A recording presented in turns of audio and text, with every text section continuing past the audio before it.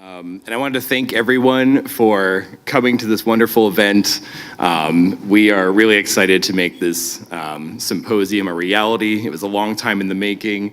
We tried to get it put together for last semester, it didn't work. So this has been about 5 or 6 months of planning and organization to get this going. So we're really happy to see it all come together and in such a nice room and with so many people here. So thank you all for coming to this event, which is a symposium on the ethics of consumerism.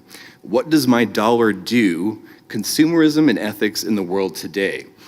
This symposium is co-sponsored by the Department of Anthropology. I want to thank them for joining us in co-sponsoring this event, as well as the College of Liberal Arts.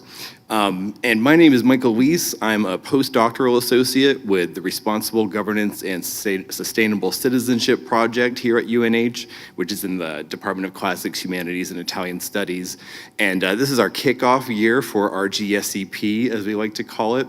So this event is part of a series that we've been putting on all year on the ethics of wealth. We've had 5 other lectures, and this is the final event this year.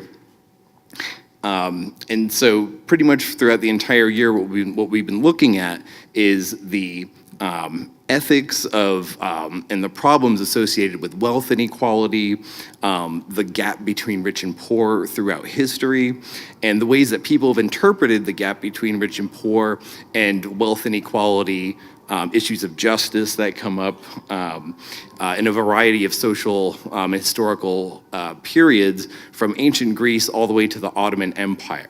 And today we're extending that to the modern world and the contemporary world with our 3 speakers.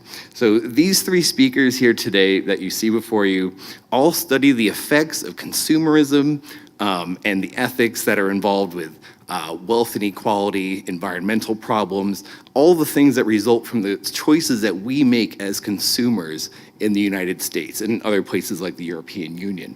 So these 3 speakers are bringing you research from around the world. So we have an expert on Latin America, we have an expert on the Indian subcontinent, and then Southeast Asia. And what we're gonna look at today are, what are the ethical problems that arise from the choices that we make as consumers in the United States? How do our consumptive choices impact the environment? How do they impact the lives of workers around the world? And how do they affect things like wealth inequality and injustice as a result of the economic and social circumstances that arise from these choices that we make? Now, each of these 3 speakers has a different piece of the puzzle. And the way we're going to do the symposium today, each one will speak for 25 minutes, and then we'll stop and have a break at right around 3:30, at which time more food will come in the back. So, and if you need to stop and take a restroom break, you can go and do that. But then once that's all set up, we can then jump into a general discussion session. So if you have questions for the speakers, please save them for the end. And then in the end, we'll have, I hope, a very sort of vibrant, dynamic discussion session where we look at the themes that all 3 speakers touched upon in their talks. So going first today is Professor José E. Martínez-Reyes. He is Associate Professor of Anthropology at UMass Boston. In 2011, he co-authored a book called The Transformation of the Puerto Rican Landscape and the Discipline of the Civilian Conservation Corps from 1933 to 1942. His current research is on the production and consumption of Honduran mahogany, from the forest plantations to the actual guitars that are created from that wood. And he looks especially at the impact that this entire process has on the environment. And his current research is being written up as a book right now, which is under contract with the University of Arizona Press, which is called The Fate of the Mayan Forest, Caste War, Land Grabs, and Post-Developmental Conservation. So if you would all please welcome me and join me in welcoming our first speaker, José Martínez-Reyes.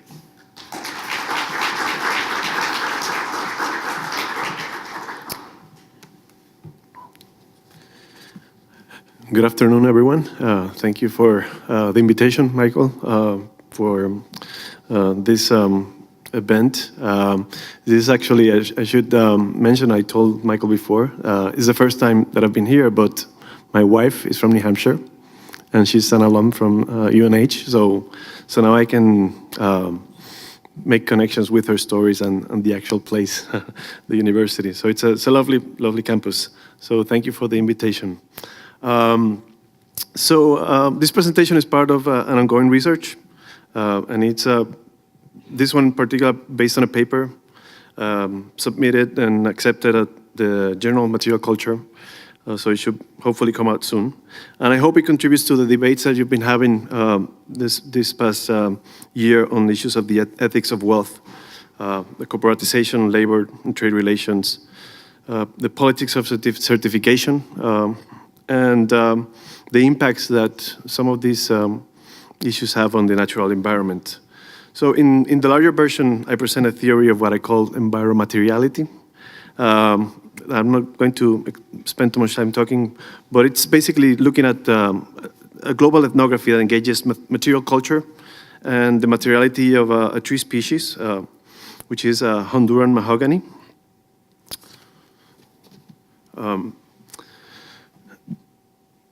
the global political ecology of forest conservation. So I look at these two links. And I try to understand the links between people, mahogany, by tracing the human-nature relations through the global commodity chain that focuses on a particular artifact, which is a guitar, in this case, a Gibson Les Paul, which is an iconic instrument made of solid wood, primarily made of mahogany, and it's grown in places such as Mexico and Fiji.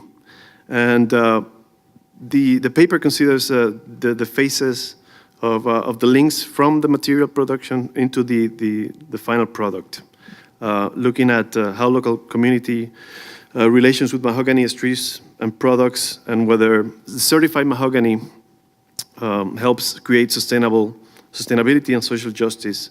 And it also examines the guitar players' relations with their mahogany guitars, and the importance of the material in itself, and why is it that is chosen as a particular material for a musical instrument. So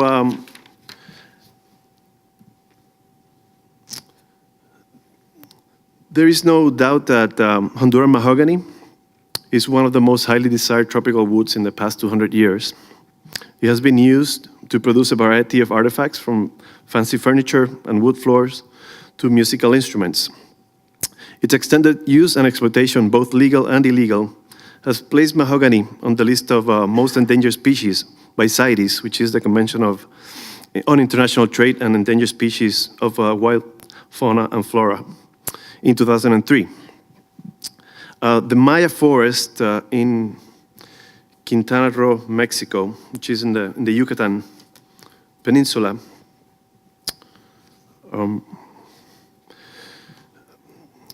is well known for mahogany production, mahogany agroforestry.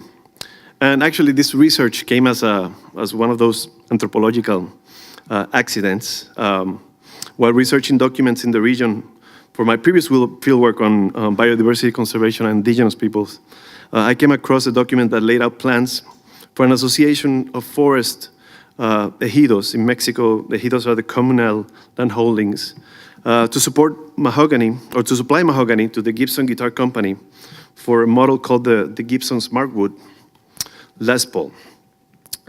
Soon after, I noticed the model being promoted, which is the Gibson Smartwood, which was made from mahogany certified by the Rainforest Alliance Smartwood program, which was one of the earliest programs for wood certification. So I thought, how cool is this, right? This corporation engaging in what are considered corporate, responsible practices and so on, right? So as Gibson worked the certified mahogany market in Central America, a new and unexpected actor entered the world of mahogany and guitar production, which is the Fiji Islands.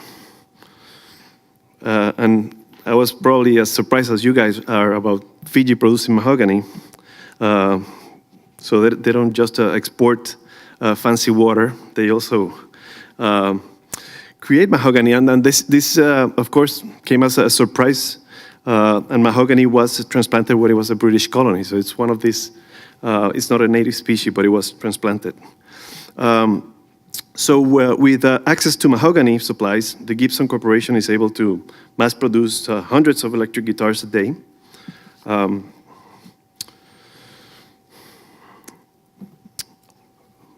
Gibson Company makes profits of close to 500 million annually, and it's one of the top guitar companies in the world. This particular model, the Les Paul, is not only the guitar choice of guitar heroes like Slash there,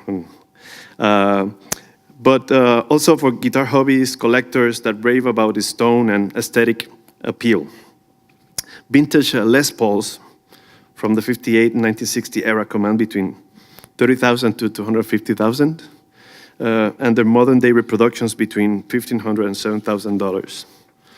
So these events and the artifacts placed in popular culture and global conservation strategies presented a snapshot scenario of the entanglements of globalization.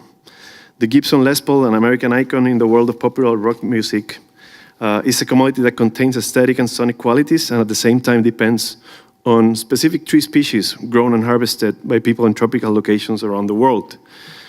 Gibson has set up a global commodity chain that supplies them with a sustainable certified mahogany from the Forest Stewardship Council, grown in Mexico, Honduras, Guatemala, Fiji. And the Les Paul produces these aesthetic desirable entanglements between local forests and global networks that creates the possibility of endangering its main raw material, as well as playing a role in global deforestation. So this entanglement between Gibson and the Honduran mahogany is the jumping off point for my study of encounters of material culture and global political ecology. To be sure, guitars are not the only end products of mahogany, but guitar production and consumption offer a window to understand why this material continues to be in demand and desired in a global scale, while questions still remain regarding sustainability, social justice, and the role of the consumer. So using this linkage between guitars and mahogany, and based on my fieldwork in Quintana Roo, Mexico, and in Fiji, I proposed this framework called environmental materiality, which I'm not going to spend time discussing it, but it's part of the longer paper. But I would like to sort of present some of the examples of how the mahogany is linked in this commodity chain. So I offer in this section I'm talking about mahogany specifically, a brief overview of the social life of mahogany, the historical connections, how it ended up being using one of the most iconic instruments in the last 50 years. I focus on its use in southern Mexico, where it's a native species, where it has co-evolved alongside humans since before European colonization, and its transplantation to the other region of the world in Fiji, as a sign of its successful adaptation and an example of the entanglements of species exchanges in a global era. Of course, these are not the only places that grow and export mahogany, but are examined here because of their particular role in supplying wood to the Gibson Guitar Corporation. As a stringed instrument maker, Gibson has relied on what is commonly known as, in the guitar world, as tone woods. These woods are selected to be used in instruments based on their characteristics of being a wood that is easy to work with, using hand tools, has good resonance in the finished product, and in some cases has desired aesthetic appeal. Based on these elements, mahogany became an important source for mandolins, for acoustic guitars at the turn of the 20th century. Companies like Fender, Gibson, both pioneers of the electric guitar, came up with their designs. One of the defining features was that it had to have a solid body construction that prevented feedback when amplified. And mahogany became the main body and neck of the Gibson Les Pauls in 1952. Prior to its use in guitars, the global material life of mahogany begins in the Americas.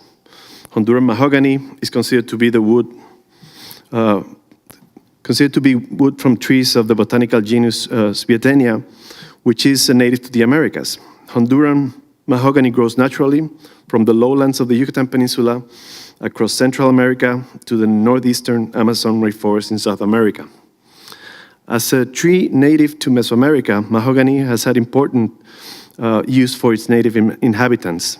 The Maya helped reproduce the species in the forest because mahogany benefits from the disturbance caused by shifting agriculture, as well as natural ones, such as hurricanes. Trade and exploitation of Honduran mahogany began in Honduras and Belize by the British in the 1800s when Cuban mahogany, grown in the West Indies, declined. The main reason for its decline was its massive use for furniture cabinet making here in early colonial America. This exploitation extended south to the north of the coast of Honduras, to the north of British Honduras, to the Mayan territory in the eastern Yucatan, where the Maya were rebelling against Mexican elites in the so-called Caste War of the Yucatan from 1847 to 1901.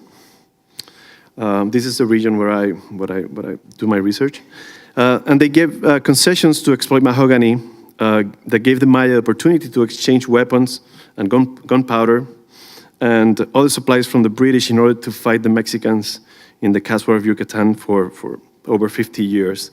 So the use of mahogany has been an important context of power in history.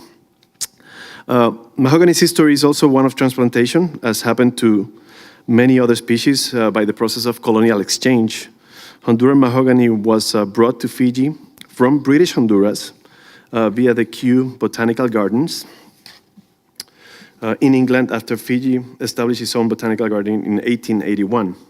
At the time, the British Empire experimented with the distribution of seeds, several tree species and crops throughout the world to test them for opening future markets. It grew successfully, and after several years, it began to produce seedlings, opening the possibility of expanding its use beyond its initial tests and early ornamental use along roads into a marketable timber product. And it was around this time that the forestry unit was created in Fiji, and soon the colonial government decided to develop mahogany plantations on a large scale as a development strategy. They developed a scheme in which they would lease land to the native Fijians for a period of 99 years without any provisions for stumpage or payments for the amount of wood extracted. It was not until 1952 that the first mahogany plantations were planted in the southern and northwestern regions of Viti Levu, Fiji. As plantations grew, mahogany became a sort of green gold, leading to tensions over who would benefit, because it takes 50 years to get a good size of mahogany to be harvested, to be a good quality of wood.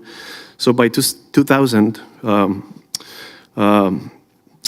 in deciding over who would benefit, to reap the benefits of the mahogany harvest, led to a military coup because of mahogany that lasted until July 2000.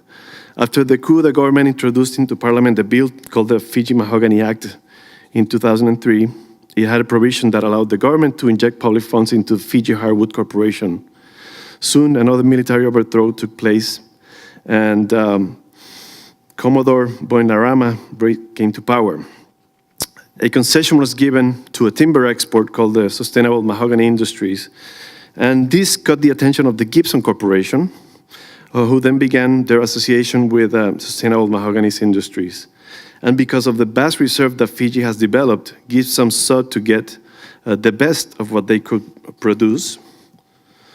To the effect, and echoing Marcel Moses' The Gift, the Gibson CEO sent a gift to the Prime Minister, a $7,000 Gibson Les Paul made with Fijian mahogany in 2011.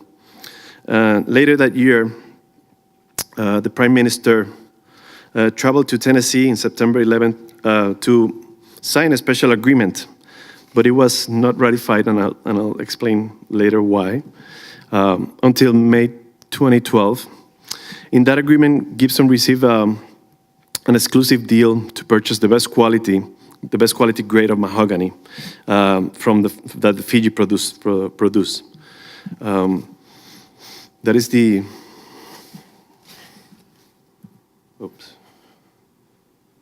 CEO of the Gibson Corporation in Fiji in the launch of the branding of the Fijian mahogany. So as this section shows, there is a profound historical link of this process of becoming of the Honduran mahogany with guitar production. It is tied to a colonial past that has been very present in the lives of its subjects and in the kind of exchange and uneven relations in which they find themselves. In this next section, I briefly cover some of the dynamics of mahogany harvest in southern Mexico and in Fiji, as well as Gibson's entries into the sustainable mahogany trade. One important facet of mahogany production is the labor and knowledge that goes into growing and harvesting in order to supply the timber to the market. The amount of physical labor and the risk of serious injuries became evident while doing fieldwork. The community where I conducted research has been supplying mahogany to corporate concessions since its founding in the early 1900s. One elder of the community whose father worked harvesting mahogany told me that, quote, "Imagine when my father worked in the forest. There was no electricity, no electric saws like today, all work by hand with donkeys, and to pull the canache, which is the mahogany." And he concluded, "You had to stay several days in the forest, sewing, sleeping in hammocks, then bring it little by little to the main road, no trucks like today." So although it seems that it was intensive labor in those days, that doesn't mean that it doesn't continue to be. Working in the dense tropical bug-filled forest is still no easy feat. One morning in the Mayan community of Xasil in Quintana Roo, I accompanied a work crew on a mahogany cutting expedition. The crew of 10 jumped in a beat-up, rusty GMC flatbed truck with worn-out tires, which is the one in the picture. We drove on the dirt road that had been rotted out by the previous night rains to enter the forest. The road was not a passable traveling road for most vehicles. An incredibly bumpy and uneven terrain made for an uncomfortable ride for those of us sitting on the back bed. The bouncing made the ride precarious, as there was nothing to hold on to since the back had no rails, and it was even more challenging when we drove through low-hanging tree branches. One of the branches happened to have a wasp nest, and I got 5 stings on the back of my neck and 2 in my forearm as I attempted to cover my head. Of course, the crew laughed as some of the curse words that I've learned in Maya slipped out. They felt sorry for me. They called me Otzilesh, which is for you. Your first time in the forest and you get stung.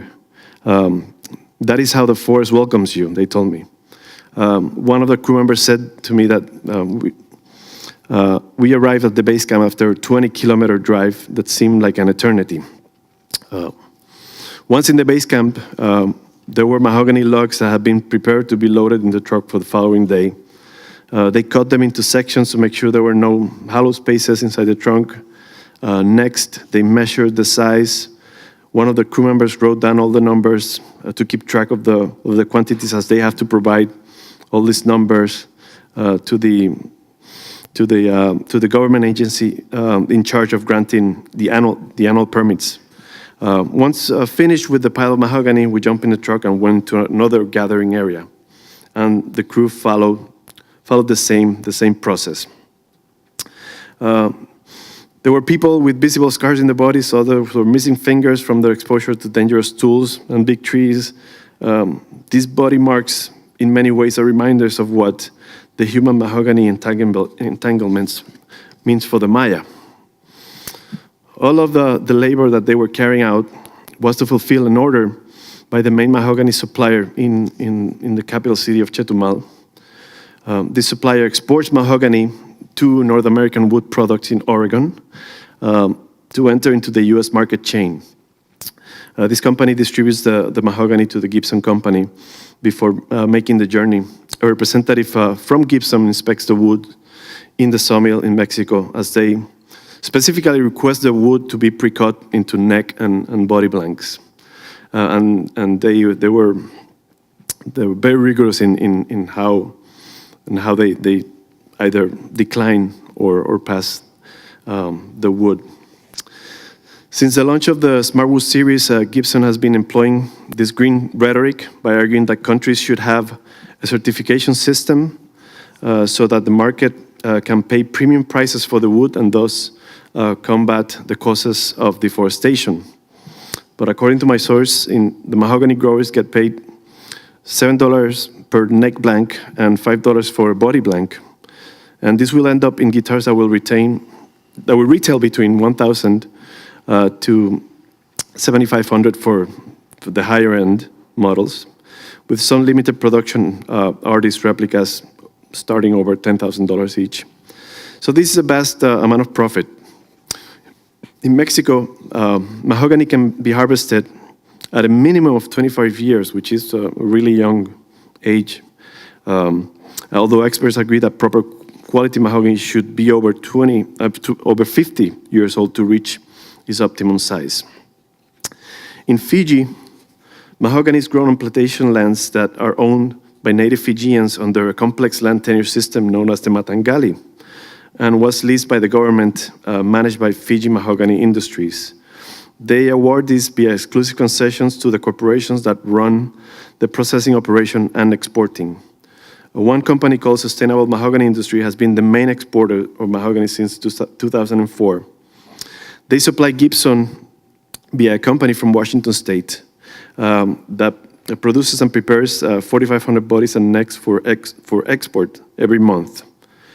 Concessionary politics play an important role in timber trade, and arrangements of how these concessions operate raise many suspicions. There have been accusations of corruption, and in handing out who gets the concessions for processing and exporting wood. And of course, as I mentioned, it led to a coup, military coup a few years earlier. So the experience of Fiji differs somewhat from southeastern Mexico. In Fiji, I was able to witness the mahogany forestry dynamics in a Sabu village in the Bugale district. The colonial government leased land that belonged with the promises of development. Villagers expect to benefit from the mahogany rush, but complain that the government hires a company from the outside to harvest, and that foreign sawmillers get the best mahogany, leaving locals with the lowest quality to sell. Interviewing these people from Sabu, who were present at the time of the initial plantings in the 1960s, complained that the effects of the plantation mahogany had on their health and the health of the forest. Back then, they used chemicals to poison native forest to pave the way for the large-scale plantations without any protection. It also affected native wildlife, which has never quite recovered. Once the wood exported out of Mexico and Fiji, it reaches the factory to continue its process of transformation.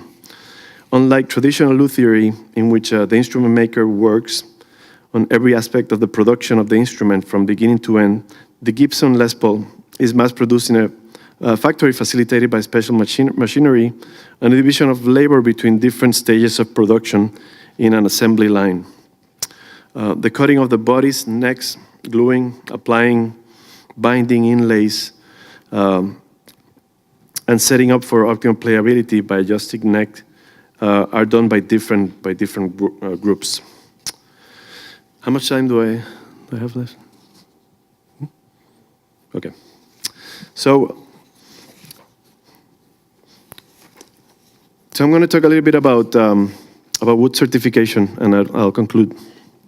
One of the ways in which the framework that I've discussed in the paper becomes useful as a tool for analysis is the connection from beginning to end, and how they crystallize into a political ecology of materials. An example of the politics of this occurred twice in November 2009, and as recent as August of 2011, when the US federal government raided the Gibson Guitar Company on the suspicion that they had violated the Lacey Act and imported illegal wood for use in their instruments. This event was particularly embarrassing since Gibson's CEO had for many years been a board member of the Rainforest Alliance, an organization that certifies sustainable forest products. It was later revealed that the confiscated wood wasn't certified, and the company settled with the US government, agreeing to pay a $300,000 penalty. Forest production certification is an emerging trend in the timber industry.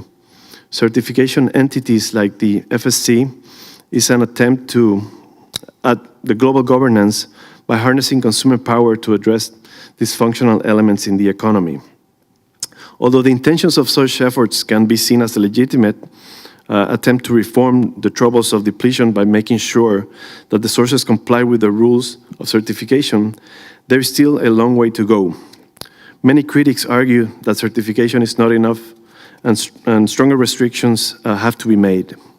Part of the problem is that in the guitar market, people are not urged to buy instruments with sustainable harvested wood products, unlike some other products, like food crops like coffee or tea, in which fair trade label is promoted by some circles, even though there are still lingering questions about how fair trade is. Why did Gibson anticipate consumer awareness of being offering smart wood models in the first place? My understanding is that two events resulted in the rise of certification: the rise of the green rhetoric and the realization that the main source of wood was dwindling. Mahogany is not as easy to grow as tea or coffee. Unless Gibson can find a similar replacement, the supply chain will be greatly impacted if Honduran mahogany continues to decline. Once the market in Fiji opened to the world, Gibson began to import their mahogany. According to CITES, mahogany from Fiji is not restricted under them. Only Honduran mahogany in the original countries from the neotropics is. Therefore, mahogany from the Americas needs to be certified in order to comply with the CITES, making it more difficult for its export. Even though Gibson has information on their site about how they support certified wood and how they have a high percentage of mahogany that is certified, it is not advertised, nor is the information made available when someone buys an instrument made of mahogany. The level of environmental awareness is not high among the guitar fan base. Case in point, one model that was discontinued was the smart wood, but not others that still use the certified wood are not advertised as such. Another problem with fair trade and certification is that it is still not something that you can truly guarantee. There are profound flaws in the system. It not only affects big manufacturers like Gibson, but also creates uncertainties among artisanal luthiers who cannot access some of the certified wood, but who have accumulated stockpiles of tone woods and materials prior to their banning by CITES. During fieldwork in Mexico, I was at the mill when a wood inspector representing Gibson stopped by, observed the mill based on Gibson's specification. He was looking for the presence of wood nuts, if they were quarter sawn, and so on. The ones that were approved for export had a check mark, and the ones discarded with an X marking. There was a big pile of X on one side of the mill. Perfectly good pieces of mahogany with just minor deficiencies that probably could have disappeared in the sanding process were discarded. The wood seller can't do anything with the discarded wood because it had been cut to the particular size that Gibson requested. And so there were piles of precious certified mahogany neck blends and bodies rejected, and at least half of them most likely going to waste. And to conclude, I have a few questions because this research continues to challenge some of these assumptions that we have about production and consumption. The outcome of the federal case against Gibson raises several questions. One is sustainability possible within a neoliberal framework of conservation? How can social inequalities from mahogany exploitation be improved in both Mexico and Fiji? Is it possible to regulate the regulators and certifiers? Is corporate responsibility insufficient with respect to environmental regulation? How much do musicians bear responsibility? And perhaps a more important and least equally important question is how much profit and how much growth is enough for example, 20% annual growth according to Gibson, to enable the long-term security of tone woods that guitar players greatly appreciate and the well-being of communities that depend on it. These are all difficult to answer, but Gibson, using a business model that strives to produce more and more and makes consumer desire more and more, is contributing to environmental degradation without really realizing the consequences. If mahogany trade continues as is, it will suffer the same fate as other banned tone woods. I realize it's not solely Gibson's responsibility nor the guitar industries, it is the consumers as well. So I'm gonna leave it at that. Thank you.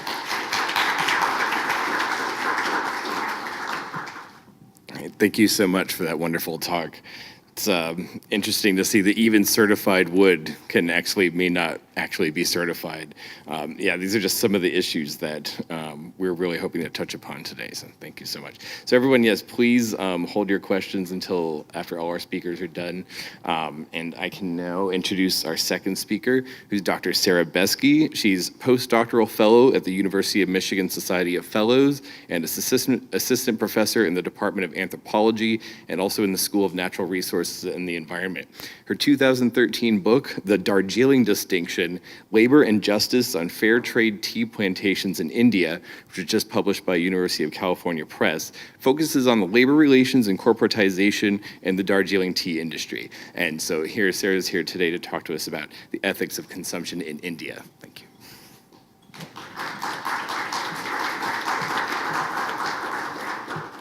Thank you. Thank you so much to the sponsors. And I was super excited about this particular symposium and the ideas of, thinking about the ethics of wealth, because that's kind of what all of my research is about. To really think about and interrogate the idea of doing good by buying more. And kind of how we can think about that, right? And the idea of like the individual consumer power as a force of change in the world. So with that, I'm going to talk about the book. So fair trade, organic, shade grown. On a trip to the supermarket, these labels guide our purchasing and attest to the conditions of production of the products they adorn. Conditions that we believe are better as a result of our purchases. Fair trade items are things that we consume each and every day. Coffee, sugar, bananas, and tea. Crops brought to us by an elaborate global trading networks embedded in long histories of colonialism, slavery, and environmental degradation. Even though we don't need these things, right? Tea, sugar, coffee, and bananas, and so on, to live, we need these things to live. I need my tea, right? I need my coffee in the morning. But we need to feel good about buying them, right? We need them, but we also need to feel good about them. Fair trade packaging, then, claims that purchasing such products supports, that is, empowers, small farmers who have access to higher monetary yields for their crops and democratically decide how these revenues are best distributed. Fair trade tea, particularly black tea, however, is sourced almost exclusively from plantations in the post-colonial world, from East Africa to South Asia. Fair trade plantation, then, may seem like an oxymoron, as plantation workers are not small farmers. They're industrial laborers who have little capacity to make democratic decisions in the face of the plantation structure. Since most of the laborers on tea plantations are women, workers are doubly subjugated by patriarchal structures in both private and public spheres. In the late 1990s, however, tea plantations in Darjeeling, the subject of what I'll talk about today, became the first plantations in the world to receive fair trade certification. Fair trade responds to what advocates see as an uneven or unfair free market distribution of agricultural profits.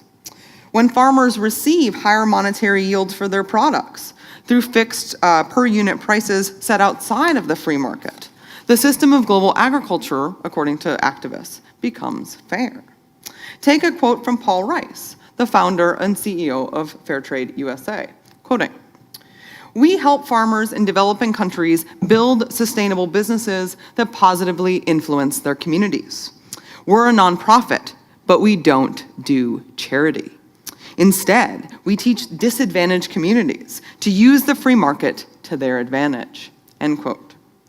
The fair trade movement began on Latin American coffee cooperatives, but over time, international certifiers like Fair Trade International, or what I'll just refer to as the acronym FLOW, developed what they called a set of hired labor standards to incorporate non-cooperatives, particularly to incorporate plantations, or what fair traders often euphemistically call large farms. More recently, the US certifier Fair Trade USA has broken off from FLOW and begun looking to expand the fair trade supply chain to Latin American coffee plantations, which were previously blocked from the fair trade system. Fair traders make bold claims that certification can institute fair minimum wages for hired labor. But in Darjeeling and across India, workers make the same wage regardless of the price at which the plantation sells. Something that bears repeating. No matter what the plantation sells their tea at, workers make exactly the same wage, right? These are set wages. By treating plantation workers as merely hired labor, like someone who goes to and from a factory, say, fair trade fails to acknowledge the unique combination of cash and in-kind payments on which plantation workers rely.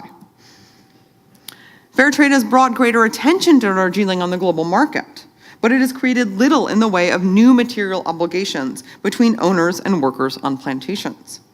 Fair trade's use of hired labor evokes a vision of a pure wage relationship, right? One in which, I would go to and from work. But plantation laborers do not spend fixed amounts of time at work. Home is work for tea plantation laborers, right? Workers live and work on the same place. Plantations are residential spaces as well. Indeed, as I argue in my larger work, by positing that plantations, productive systems that have inequality built into them, could become spaces of fairness. The development of the fair trade supply chain in Darjeeling upset the moral valences of relationships among workers and owners, including deep-seated regional histories, politics, and social relations. So to illustrate this, let me share a story. Prakriti and I were crouched down, hovering above the dirt floor of her kitchen, chatting about upcoming weddings on the plantation. She was concerned about what color kurta I would wear. I wore too much green, and how I might possibly control my wirely, ghost-like hair for the occasions. As she got up to get us more tea, milky, sugary chia made from her monthly ration of dust-grayed leaf, the tethered cow in the shed attached to her kitchen let out a long, aggravated moo that vibrated the brittle bamboo walls. "What do you do with that cow anyway?" I asked her. I'd had tea at Prakriti's house many times, and I'd never seen that cow outside the shed. Despite their popularity in development projects on Darjeeling plantations, cows were ill-suited to the landscape. Not only would it be difficult for a cow to navigate through the densely planted tea bushes, plantation owners prohibited cows from grazing on the plantations. Thus, cows were confined to small sheds like this one in plantation villages, and a life of alternately sitting and standing.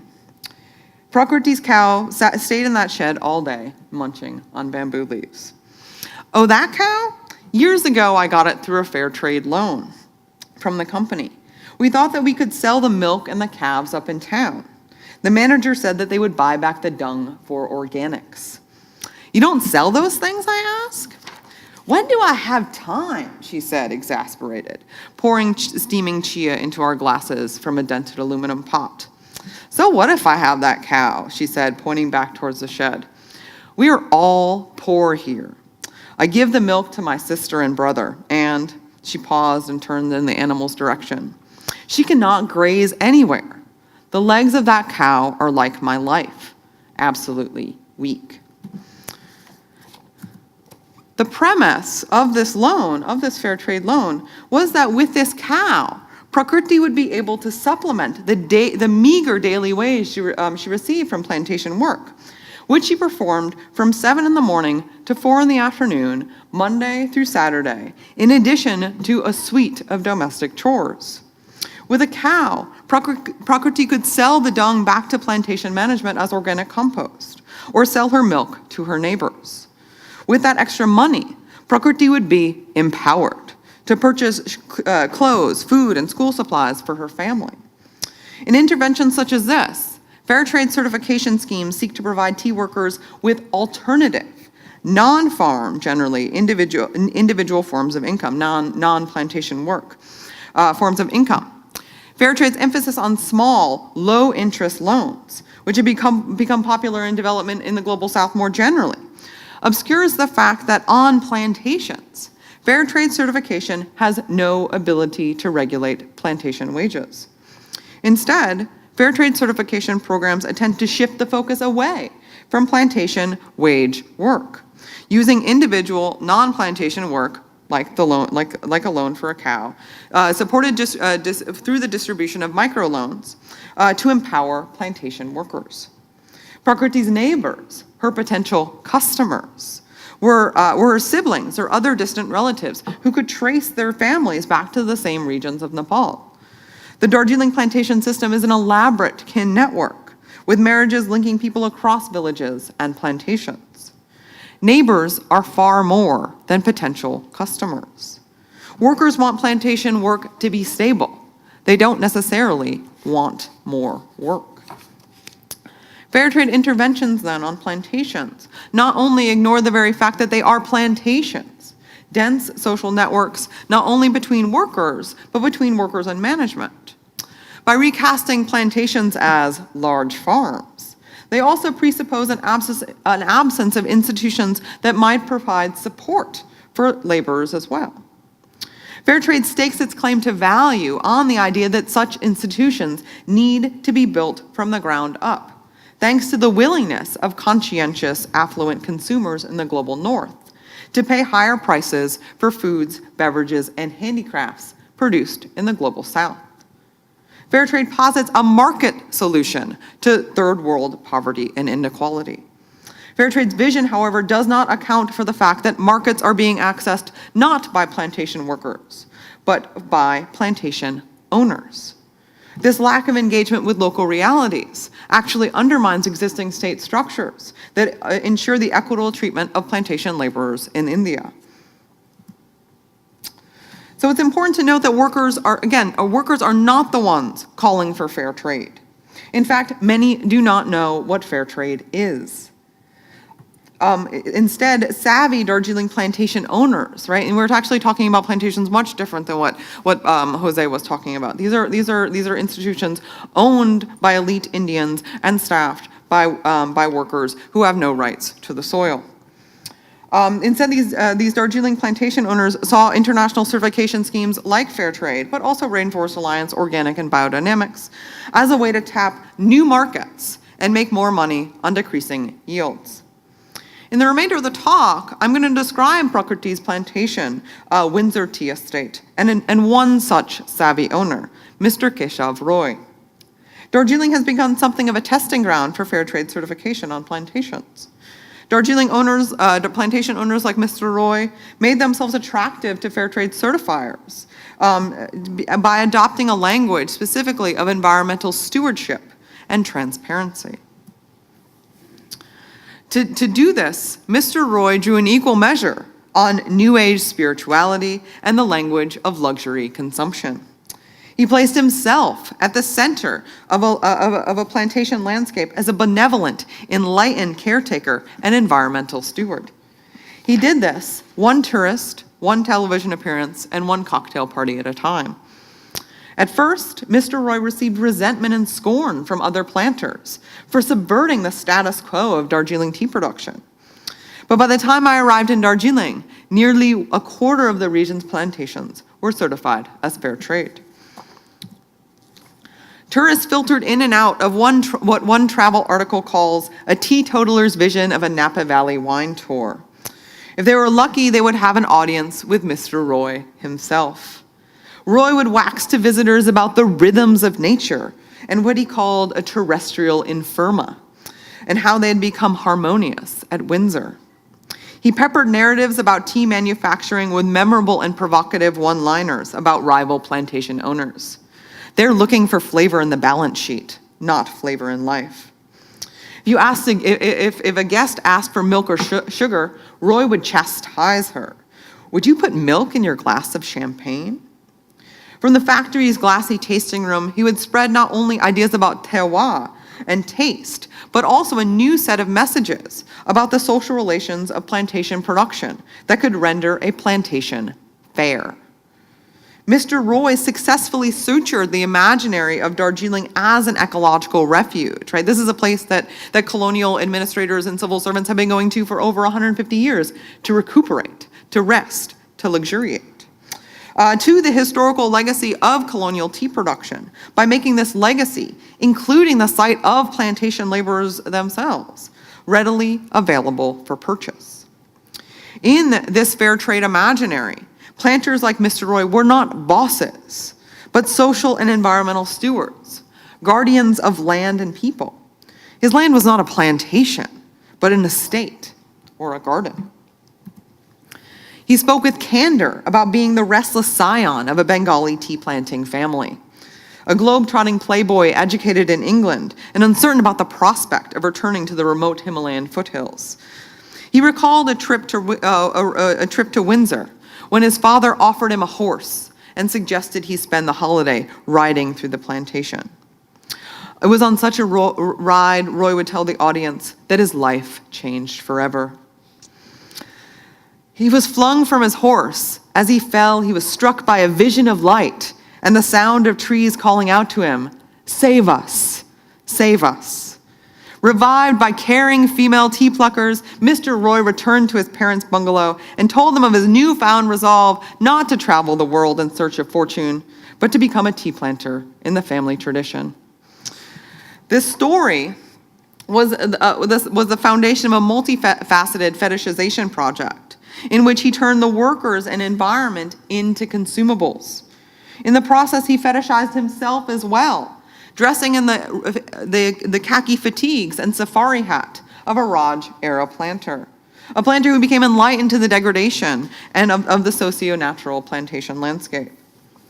So if the face of a fair trade cooperative is that of the small farmer, smiling as though he or she may be, the face of the fair trade plantation is that of the enlightened planter. When fair trade organizations like Fair Trade USA certify plantations like Windsor, potential consumers must be convinced that they are entering into a relationship with a fellow concerned citizen. Planters as farmers fit this imaginary. So as he promoted his stewardship of Windsor's land, Mr. Roy also marketed fair trade as providing his workers with basic necessities.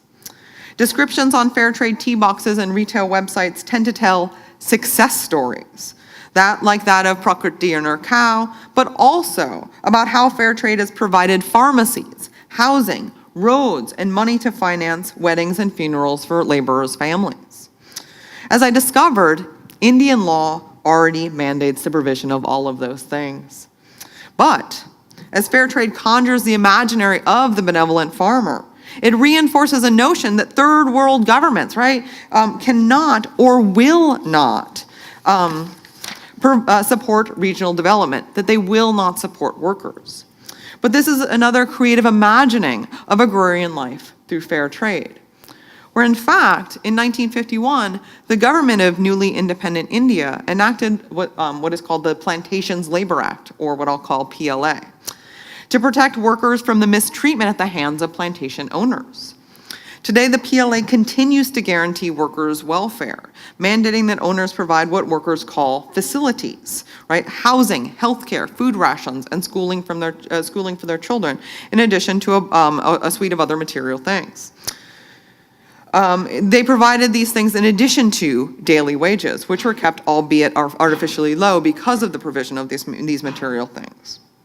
During the period of my fieldwork, Darjeeling planters, including Mr. Roy, lobbied the central government to eliminate what they saw as the irrelevant sections of this law, namely these social welfare clauses. So it was fair trade planters really led the charge to eliminate the very the very clauses that provided workers with the things that fair trade was supposed to was saying that they were giving them. Owners contended that workers could and should provide these things for themselves. In a stinging paradox, right? Planters like Mr. Roy gained attention from fair trade certifiers because of their adherence to the PLA, even as they foresaw fair trade programs as a method for justifying its repeal.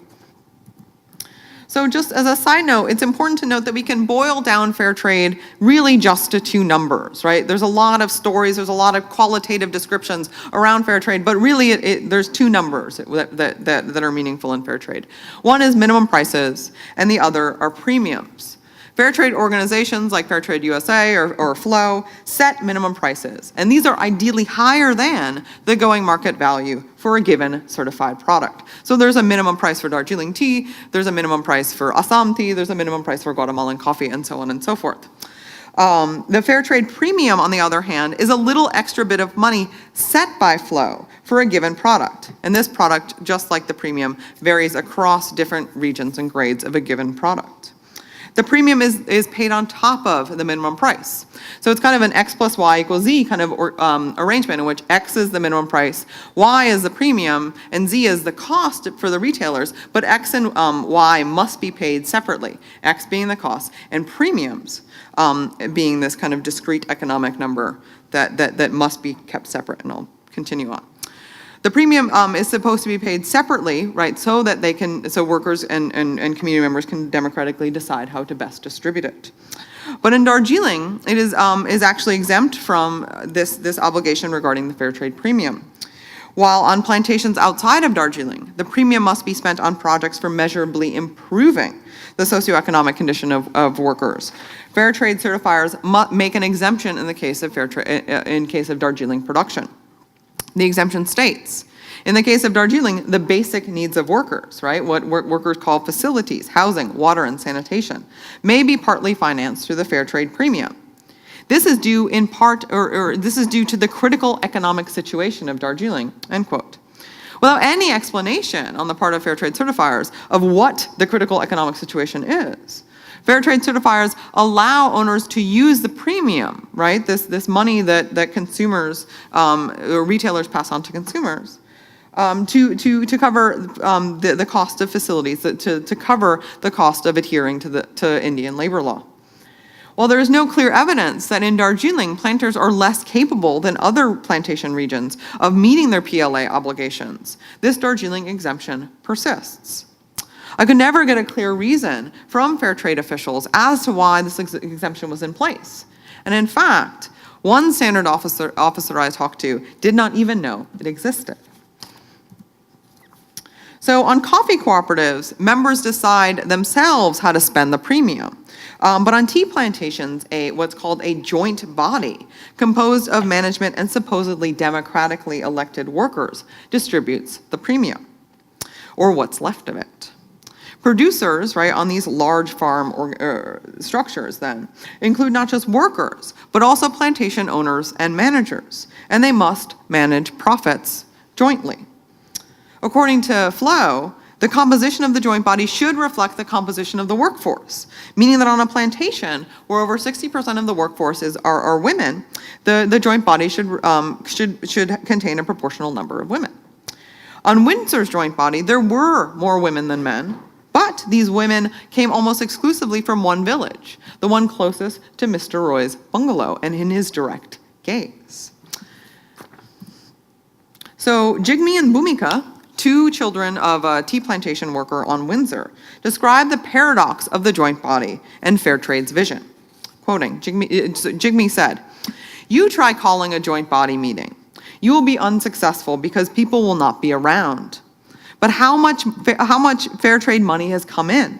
It's more than 10 million rupees, right? That's just a huge number. It's like saying a gazillion, right? It's just like it's gazillions of rupees coming in, or more than that, right? And as a side note, premiums were deposited into a bank account that was jointly held by both Mr. Roy and one individual woman laborer.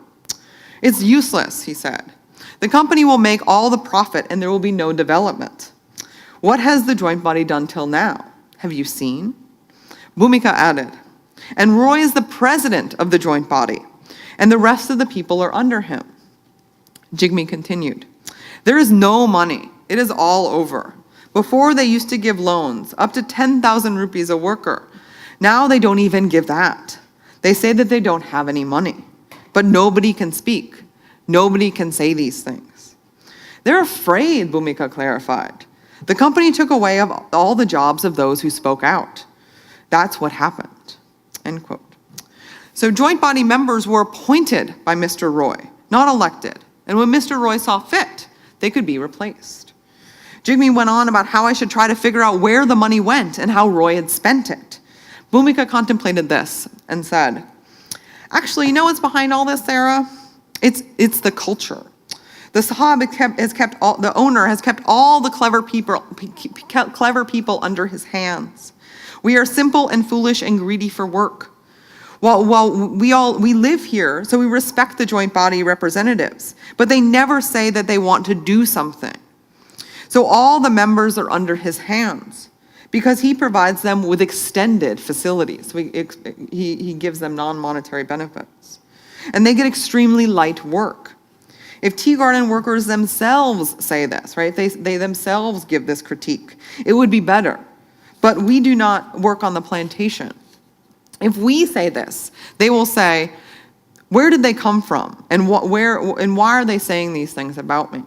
Jigme added, if we talk about these things, they as the management, the company, they will say, he is fresh here. He is an outsider and he doesn't know anything. He has come to stay with his relatives, Bhumika added. The workers who work hard have problems and but they can't say all of this. It's difficult to bring changes. This is why the workers are poor. They cannot demand anything and they are afraid. If they created a little fight, they will send the police. Earning 50 rupees, earning less than $1 a day, they cannot afford to fight a case. It is very difficult. End quote. So the plantation is not democratic. The jointness that the joint body is supposed to cultivate is impossible. But this inequality in and of itself was not a problem for workers. Problems arose when management did not provide the facilities that they were supposed to, or when village-level relationships were undermined rather than strengthened by joint body cronyism. Jigme and Bhumika repeated that non-monetary benefits of they reaped the non-monetary benefits of their family's plantation jobs. Primary schools and steady food supplies, more so maybe than money or wages, arguably allowed them to find work off the plantation. Yet paradoxically, their relatives who still lived on the plantation saw their speaking out as dangerous. Attempts to question the plantation structure or hold planters accountable to labor laws were a threat not just to Mr. Roy, but to the very stability of home. So in conclusion, then, in order for fair trade to define and narrate its successes, it must not only describe its interventions, say that of the provision of a cow, but it must also frame the very nature of inequality. Fair trade advocates and planters alike describe the decline of the tea industry as a solely economic problem, the problem of farmers without income, with an economic solution, fair trade minimum prices and premiums, the latter of which can be distributed through the provision of microloans. Instead of questioning wage relationships or land rights, fair trade's corrective to plantation production is to jointly manage resources for the development of the whole plantation. It is to give out loans for cows who will never graze. It is to appoint new forms of authority and undermine village and plantation solidarity.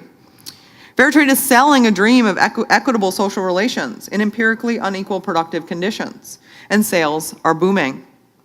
Imaginaries of the lives of agricultural labor, those smiling small farmers that adorn our fair trade products, have become part of this added value. But as consumers, we need to ask ourselves why. We want a picture of someone's face on the things that we consume every day. We need to ask ourselves what we think is really revealed by these images. And we also need to ask ourselves what is concealed. Such reflexivity might reveal the hubris in thinking that market solutions might really solve problems caused by the market in the first place. We might even question the very idea of having a transformative impact with our consumption practices. And an idea that really sounds great, but is often quite difficult to achieve. Thank you.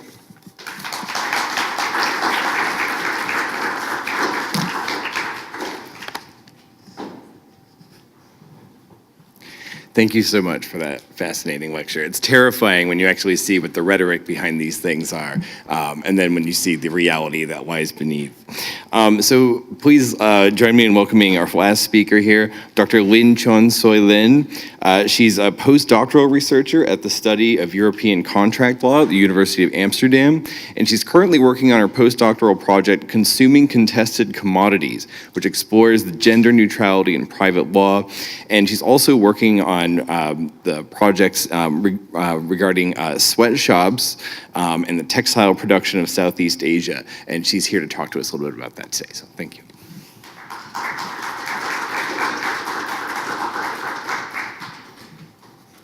Well, thanks very much, Michael, for that introduction, and thank you for taking the time to be here today to talk about what our dollars do elsewhere. And contrary to the introduction about my work on sweatshops in Southeast Asia, I will actually be talking about something else today, which is namely, I will focus on our own consumer actions. So I would like to thank very much José and Sarah for giving us a very insightful tour of the places where our products are actually produced, and a very detailed description of that. And of their introduction of the type of consumer images that those stories introduce us to. So for instance, the question was raised, how can we do good by, for instance, buying more or buying the right things, buying the right products which are certified, for instance, and then we see how those certifications actually conceal many problems that actually are still occurring in those places where our products are actually produced. So instead, I want to focus actually on our own actions, on our own patterns of consumption and our own choices that we make. And given my disciplinary background in law, I'm going to tell you a little bit about how the law views those actions, how the law views and conceptualizes consumption, and then to make a very small part of an argument about what the law actually should do in terms of viewing particular choices that consumers may make, and thereby introducing you to a very different type of image of a consumer than that we've been talking about so far. So instead of the consumer who's really searching for a way to consume goods in a good way, I'm going to talk about consumers who actually are either indifferent to that or have preferences for particular sorts of things that actually counter the idea of doing good. And I'll explain a little bit about what I mean later on. And I'm going to introduce you to this image through an example of, or an illustration of the idea of buying goods that are made actually in sweatshops.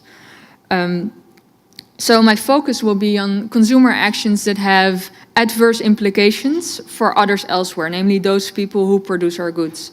And the question is, what ought the law think about those actions? So sometimes we consume maybe goods that we seek out in a way that it relates to production conditions. So we want to buy goods that are made in a sustainable manner, made under very responsible production conditions. But sometimes we don't. Sometimes we just want an iPhone that is new and that just came out last week. And we don't want it in 3 months. We want it preferably the day it came out, if not like very soon afterwards. So we have all sorts of consumers who have all sorts of preferences that might take priority over the idea of doing good through consumption.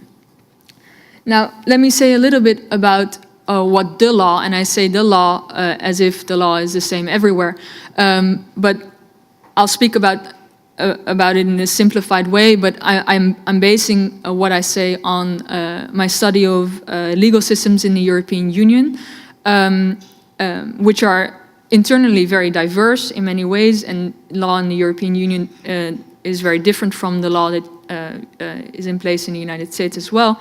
But what is very similar about those systems, legal systems, is that they have a particular image of consumption, and they do a particular thing for consumption through legal structures.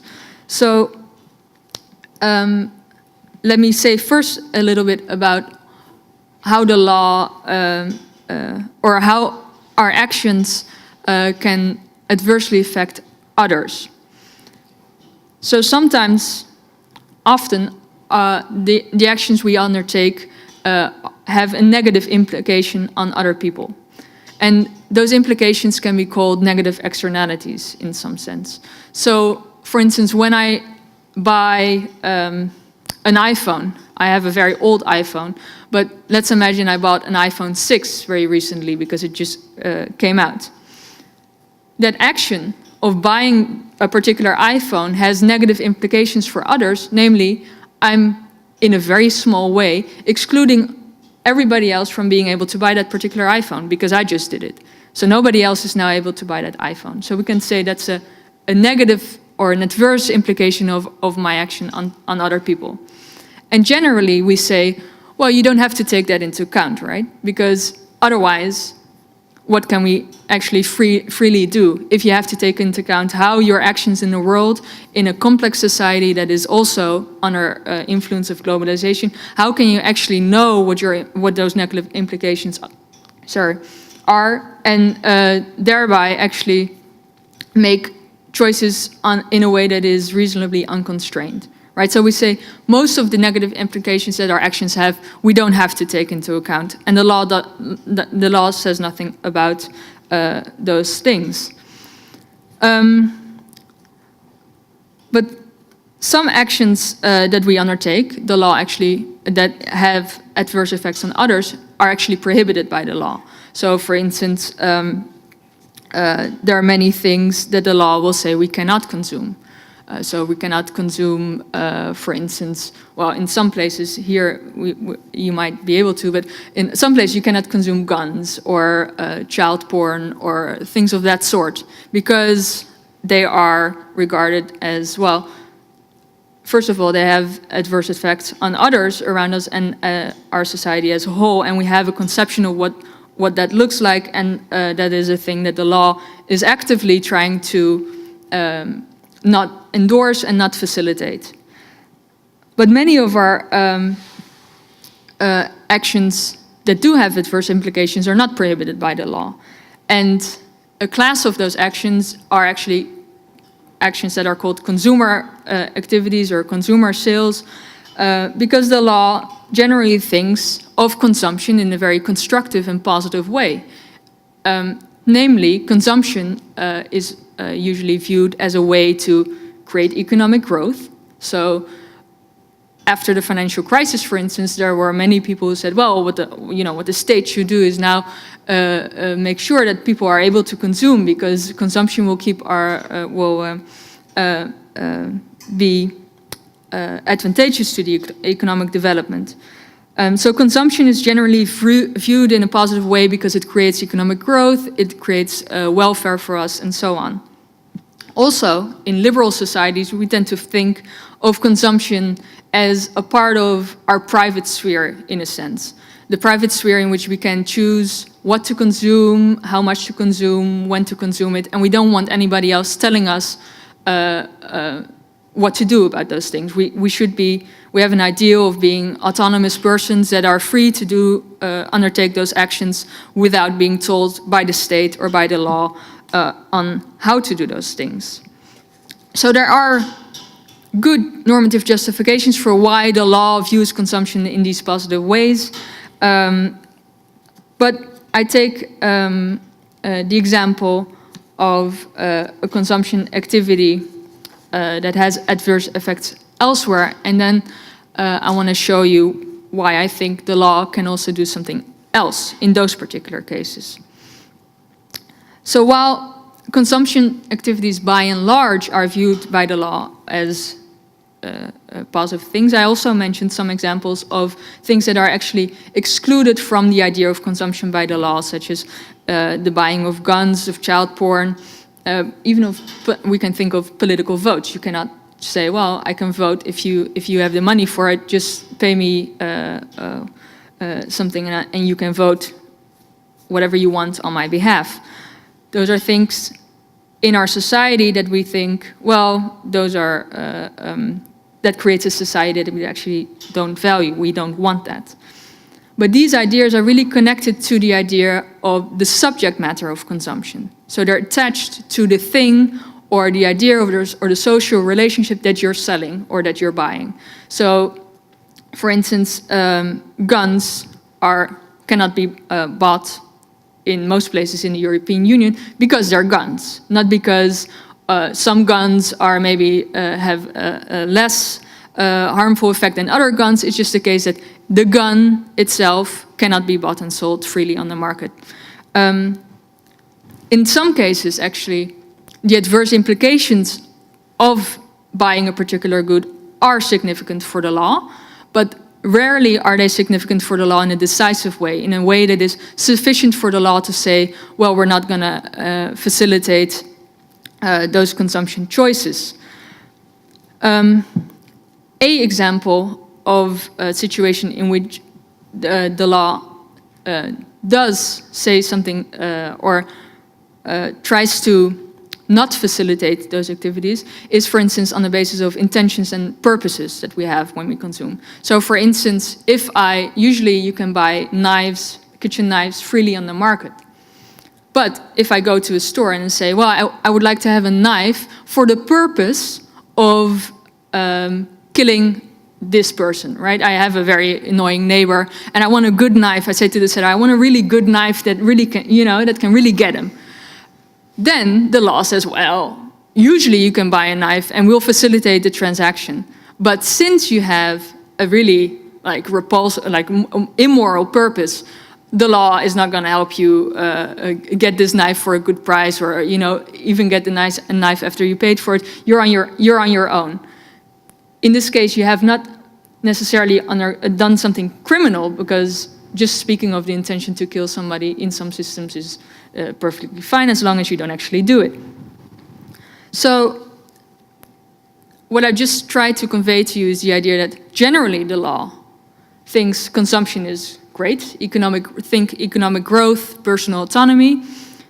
Some instances the law says, well, these particular things you cannot buy, or you can buy, but we will not help you in your consumption activity. And in some cases, the adverse implications of consumption choices make the action so immoral that we think, well, we as a legal system, we as a state, we as a society do not want to facilitate these actions through law. Now, I think that a similar argument can be made about consumers who are aware of particular implications of their consumption choices elsewhere for others, such as our topic today, the people who actually produce our products.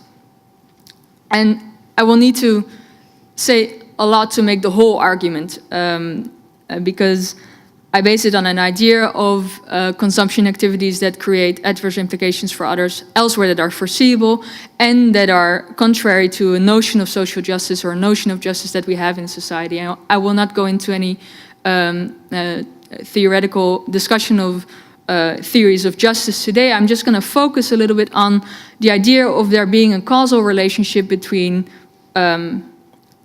our consumption decisions and the implications for others elsewhere. So really the topic of, or the theme of today's symposium on my dollar does what exactly. So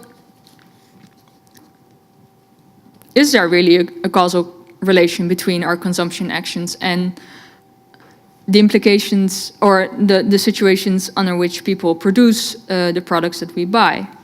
Now I'd say, well, my argument is that there are different ways to think about this, and these ways might be significant for the law. One is through the idea of there actually being a causal relationship, in the sense that our actions of buying a thing sustains particular conditions that we might want to oppose.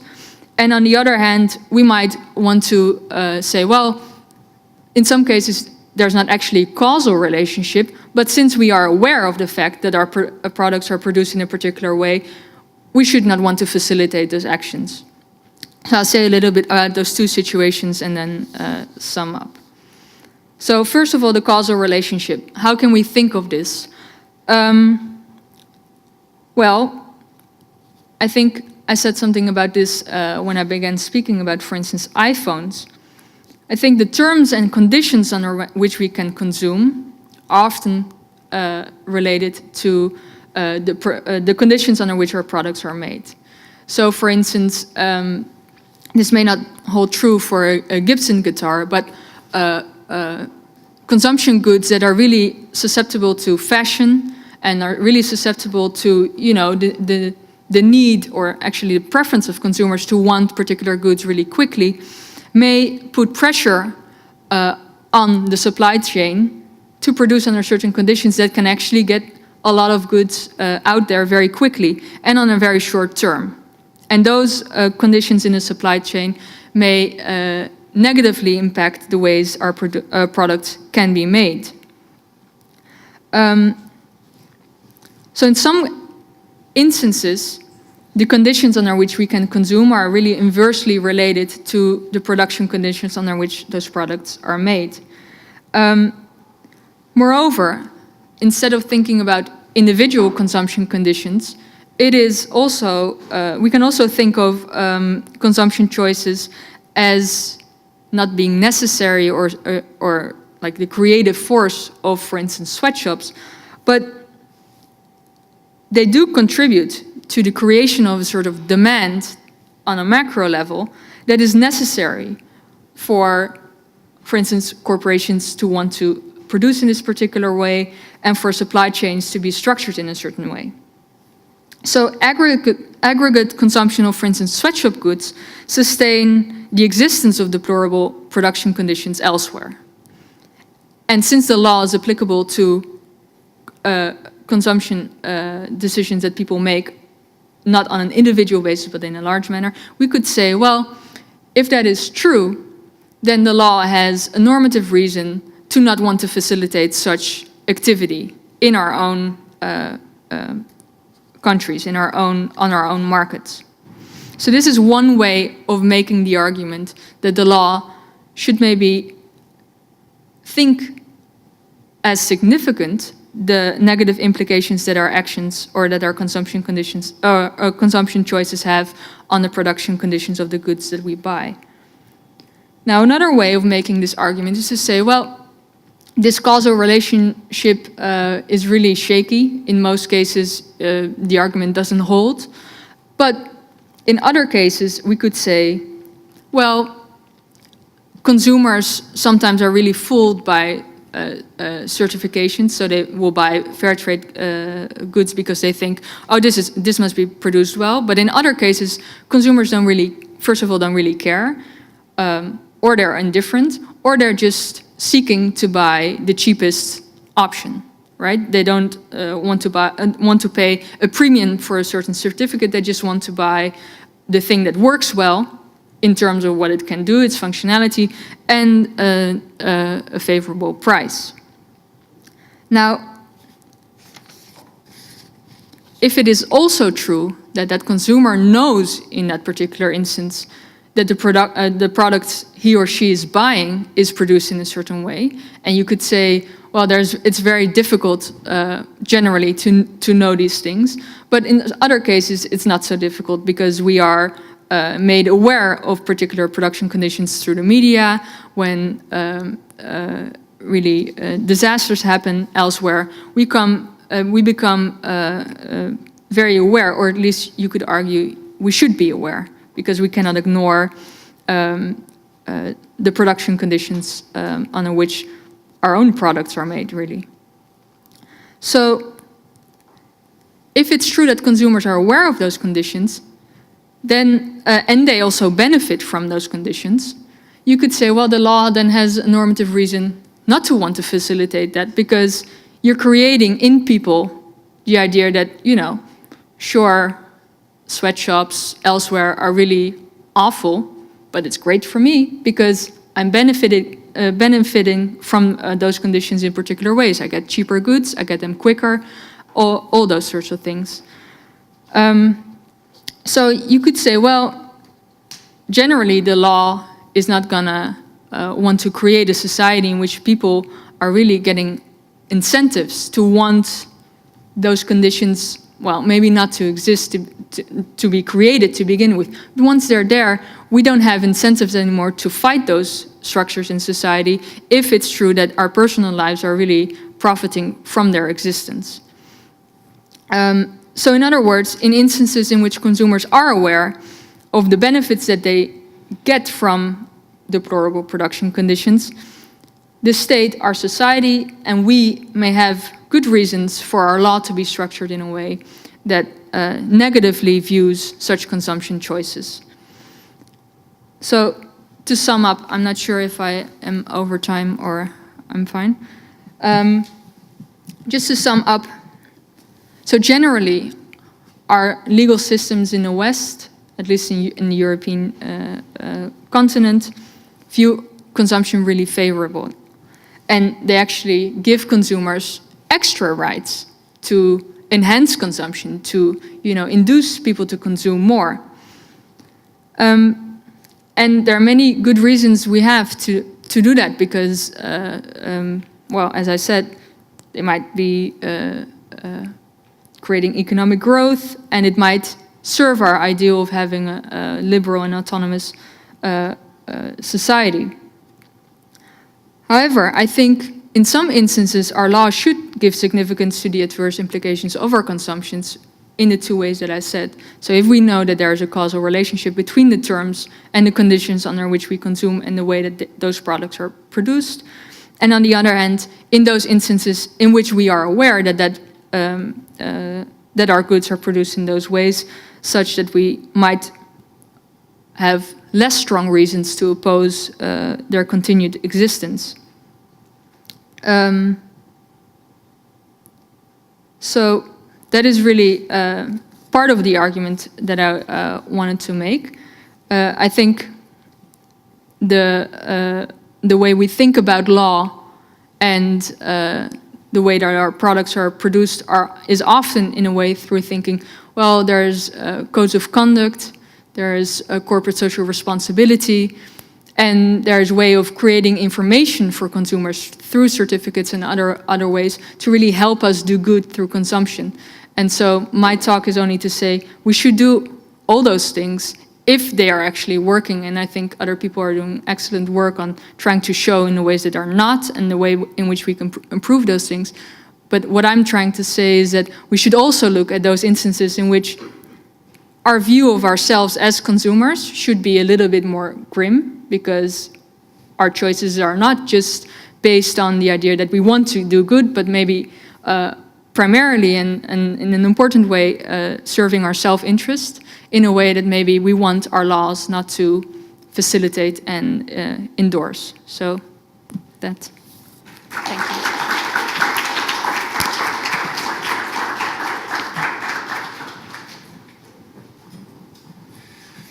Thank you so much for that wonderful paper. And it's nice to see that we're all being called out for the selfish desires that we have to have things which are sort of creating this global problem and impacting people's lives around the world.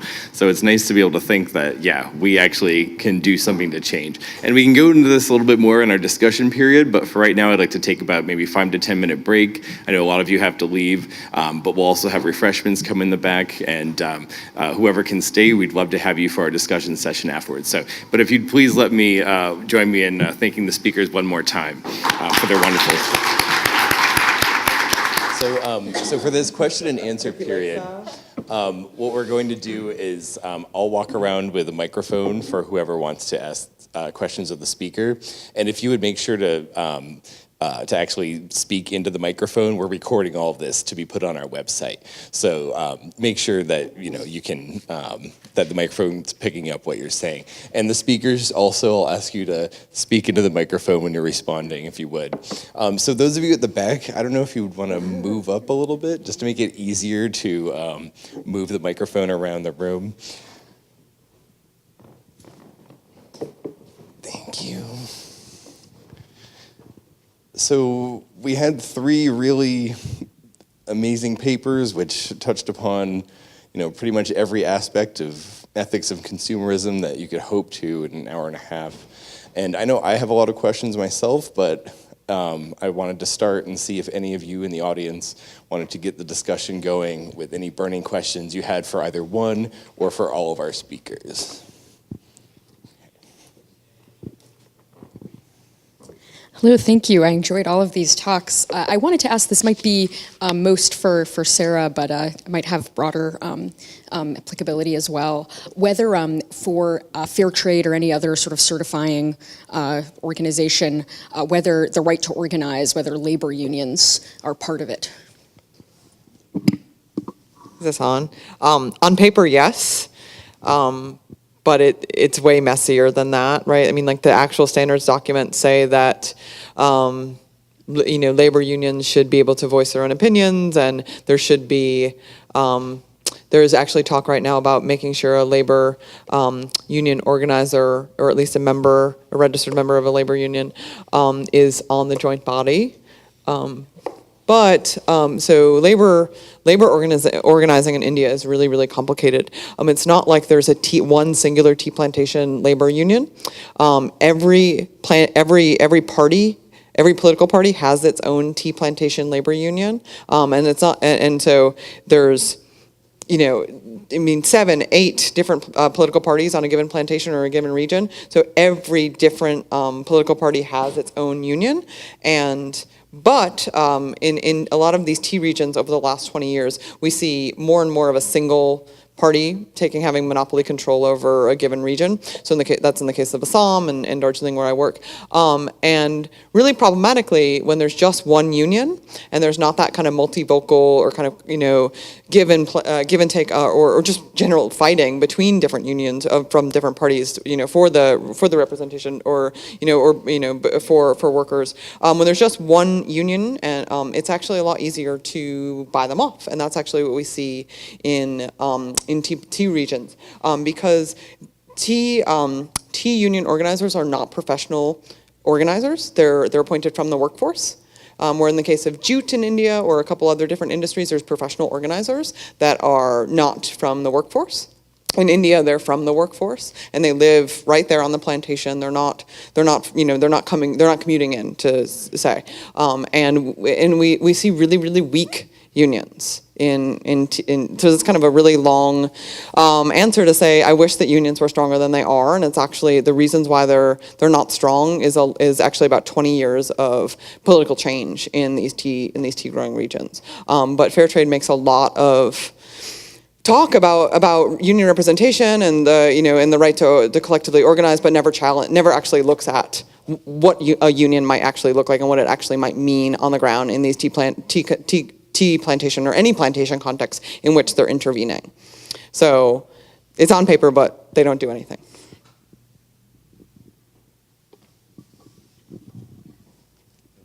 Other questions?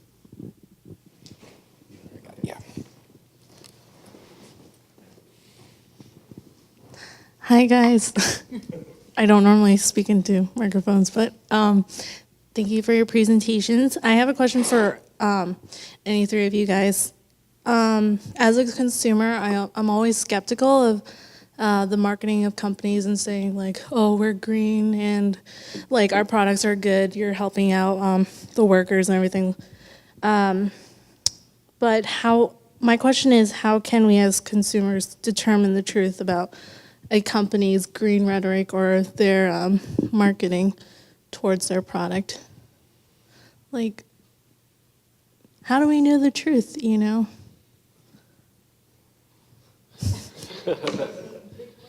It is. Good question. You want to? I can start. I can see. Well, so that's a difficult question. I don't have a direct answer for that. Mm-hmm. I think there's good research being done, which is very difficult to access as a consumer. That's very I think there's a lot of knowledge that is there, like in scholarly discussions, that is very difficult for the general consumer, as it were, to access. I think there are some initiatives that try to at least get the truth out. I think, for instance, I cannot think of the website right now, but there are initiatives that are trying to translate some of the information that is actually out there, or the research that's actually being done, to in a way that's accessible to consumers, I think. And I think you, at the moment, to know for each and every product that you're buying, it's very difficult to actually know that that's true. I think it's important that you try to know as much as you can as a consumer. I don't have a better way or a procedural way to go about it.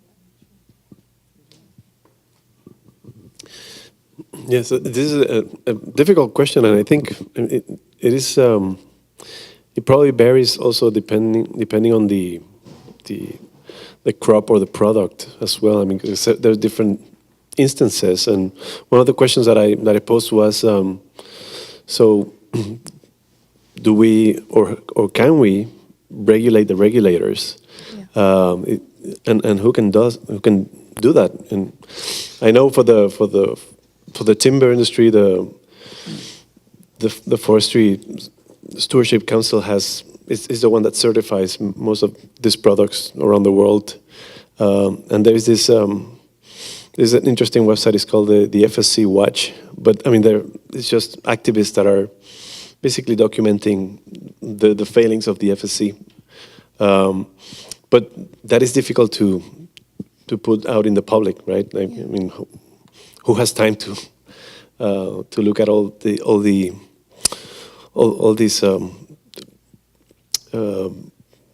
the different levels of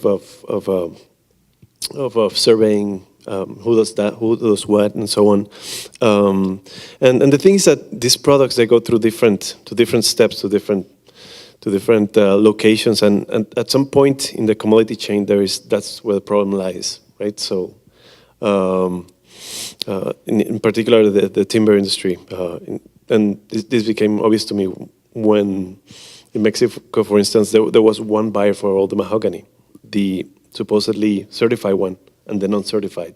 So it ends up in the same place at the same time, and then, you know, how do you make sure that one is the certified one, and which one is not the certified one, because that determines what's the mahogany that can be exported. You cannot export mahogany without a certification out of Mexico, for instance. So it is at some point in the chain, that's where the difficulty lies. So.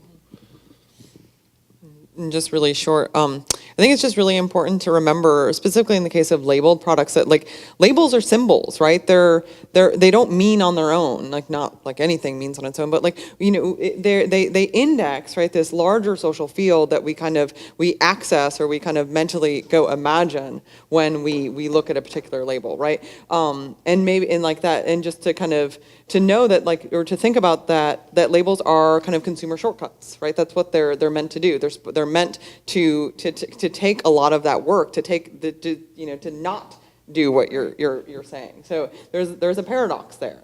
They're supposed to make our lives as consumers easier by making us think about a particular image, or a particularly revealed image about the lives of producers somewhere else. And there's, I mean, that in and of itself, that's where the problem kind of lies. So yeah. The power of labels in civilization. What was that? Oh, it's just, that made me think about like how powerful the message of a product is on consumers, and the responsibility of the consumer to really think about those messages. But thank you.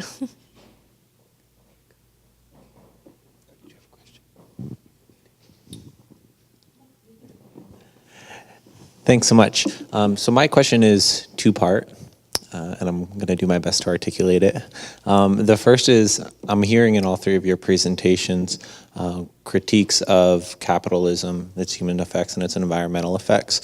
So my first question is, do you see your work as like a critique of capitalism directly, or do you sort of like skirt around it? So that's my first question, and like, how do you view your work as far as critique or not of capitalism? And the second question is, you all seem like young rising stars in academia to me, and in regards to the first part of my question, how has like your position in like trying to make it in academia been affected or not by how you talk about capitalism?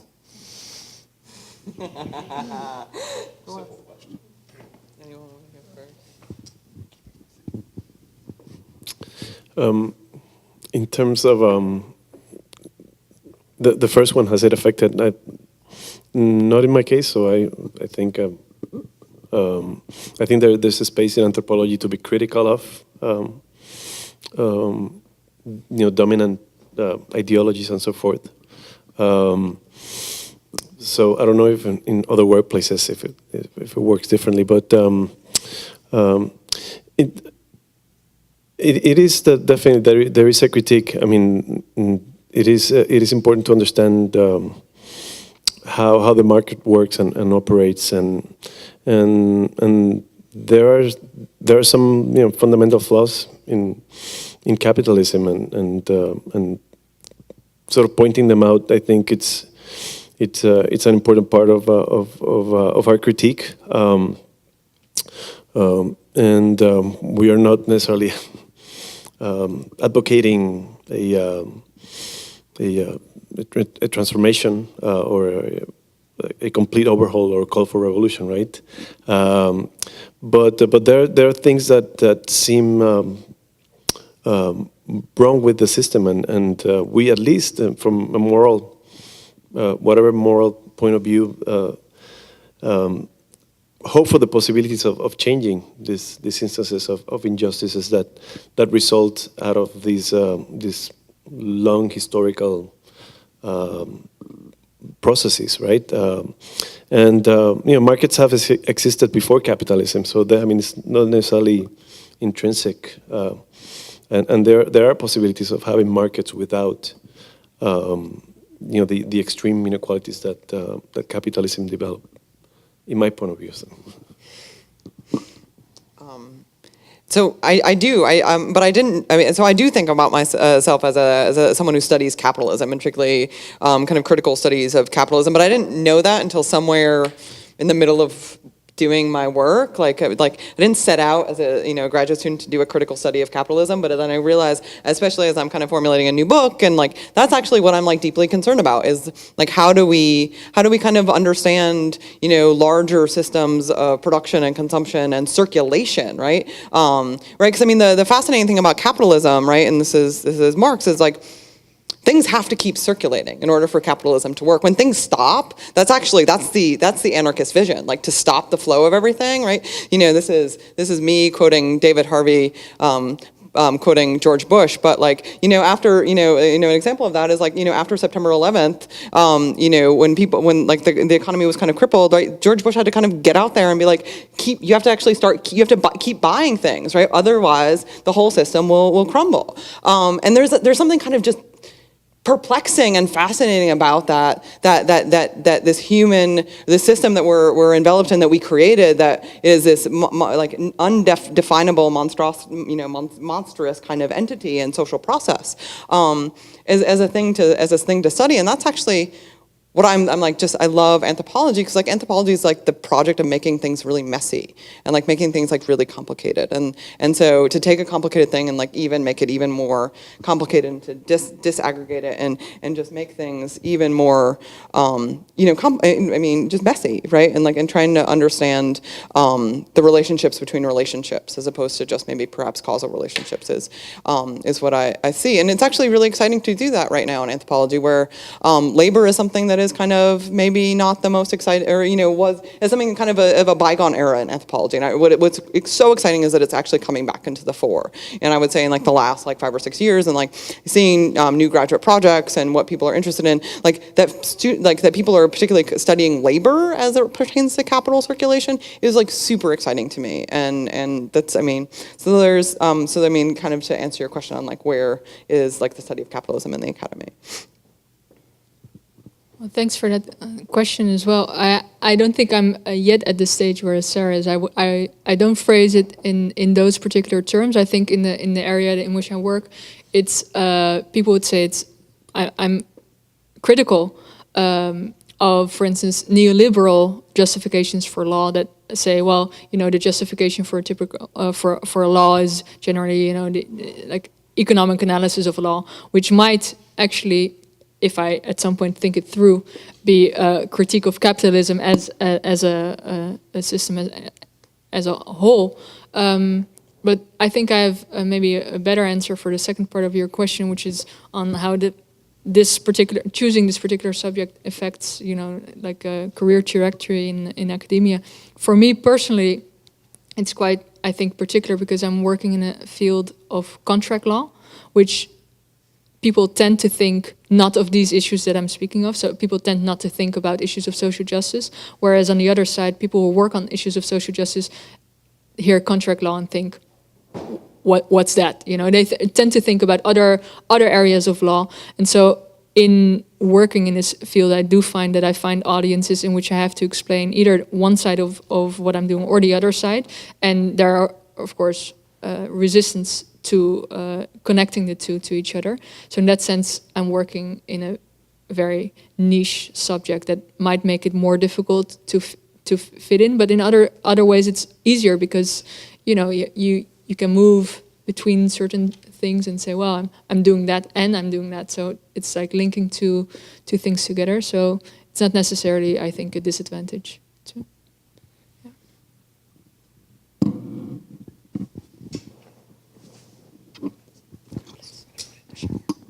So I actually didn't see any of the talks because I'm Megan, chair of anthropology. I was out digging, and I like old stuff, so the proof in the digging. So I'm going to bring it to some old stuff question, but I know a lot of us like old stuff in this room, so I see my friends. But I actually got invited to give a talk, and I just want to know your opinion because you're more expert than me, to contribute to a volume called Indigenous Consumption, and as an archaeologist, and I started doing a little research on like the term consumption, and like, is that a good frame to think about the past? And from what I read in my like brief review trying to do, was that the term consume, was really tied to the rise of capitalism. It just really meant consumption by fire until the 1400s. And it really came out of the European rise and the rise of the colonial powers. And so for me, the idea of using that term consumption to the stuff people were doing before European contact, before colonialism, doesn't seem like a valid, of course I contributed to the volume, but I wondered if that's actually a useful, why not? Of course I did, but I critiqued it a little bit that can we actually think about like I don't think we can talk about consumption and consumerism outside of capitalism. Is that a valid way? When we think about the world before capitalism, I don't think we can think of it in terms of consumption. And I wonder if you think that's true, if it's tied to, if that term is not a rubric we should use to analyze non-Western pre-capitalist societies. That's my question. Does that make sense? Without seeing your talks, I'm sorry.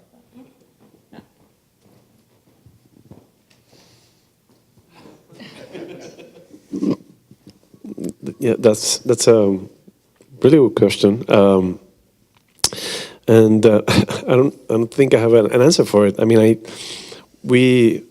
definitely consumerism, as we know it, it's a historical product. It has, we can sort of trace it as a consequence, and even in pre-capitalist in agricultural practices, I think there are elements of that, but to the extent that it developed with capitalism is another story. So I don't know if we can say that. I mean, there is definitely forms of consumption in pre-capitalist societies. If thinking of the literatures in economic anthropology and so on and so forth, and how non-Western societies have developed their ways of exchanges that have been able to accumulate and develop symbolic exchanges that are not necessarily monetized, but they have other forms of cultural capital and prestige and so forth. I'm thinking of the potlatch. I'm thinking of other historical ways of exchange that have a level of symbolism, and there is a logic and circulation of artifacts that have symbolic value, but not to the extent of capitalism. So it's a very interesting question. I don't know if anyone wants to chime in.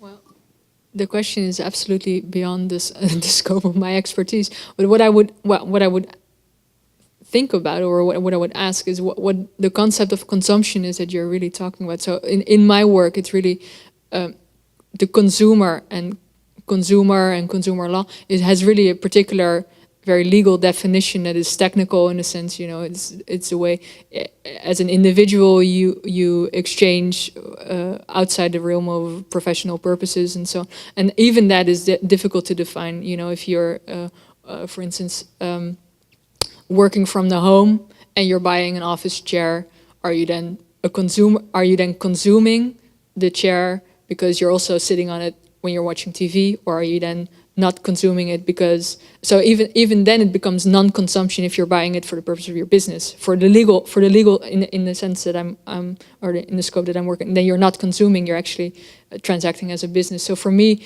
it really is a question of what the concept of consumption is that we're talking about in a legal sense. It has a very technical meaning. So. I mean, and just to, second some things, right? I mean, what's fascinating, I think, is particularly in like English language academia, right? Like the scope of what constitutes consumption is narrowing and narrowing and narrowing, and it's often global north consumption of things produced in the global south, like that. I mean, you kind of look at consumption studies, from cultural studies to anthropology and sociology, right? That's kind of the paradigm, which is interesting. But what's fascinating is like a lot of the metaphors that we use to kind of study capitalism or to study kind of production and consumption relationships of circulation are ones of accumulation and of metabolism. Of eating and consumption. So I mean, there's something actually. I think there's actually something really, really interesting in your question about the concept of consumption to be opened up rather than closed, because I think it is actually quite a closed concept.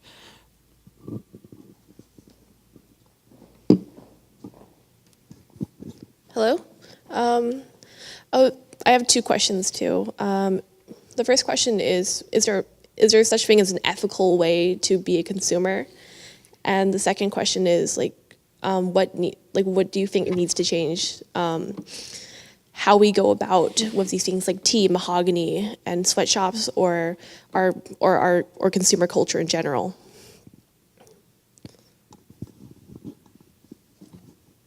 I'm sorry. Can you actually repeat the second part again? I was addressing the first part.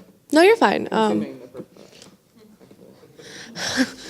Sorry. No, what do you think needs to change? Do we as a consumer culture need to change, or do our methods need to change such as how we get mahogany or pick tea, the process of doing so? So is it our methods or our values? Yeah, there you go. Thanks, Sheriff.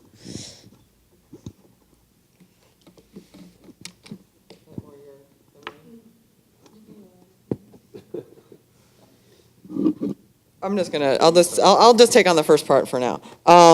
What's interesting about ethics, and I think it's interesting that you phrased it in terms of an ethical way to be a consumer. And I think that what I think a lot of ethical consumption is asking us to do is about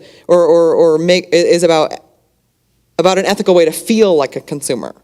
And there's kind of maybe a dynamic or a juxtaposition between this being state in which we may actually get to something ethical, to feeling.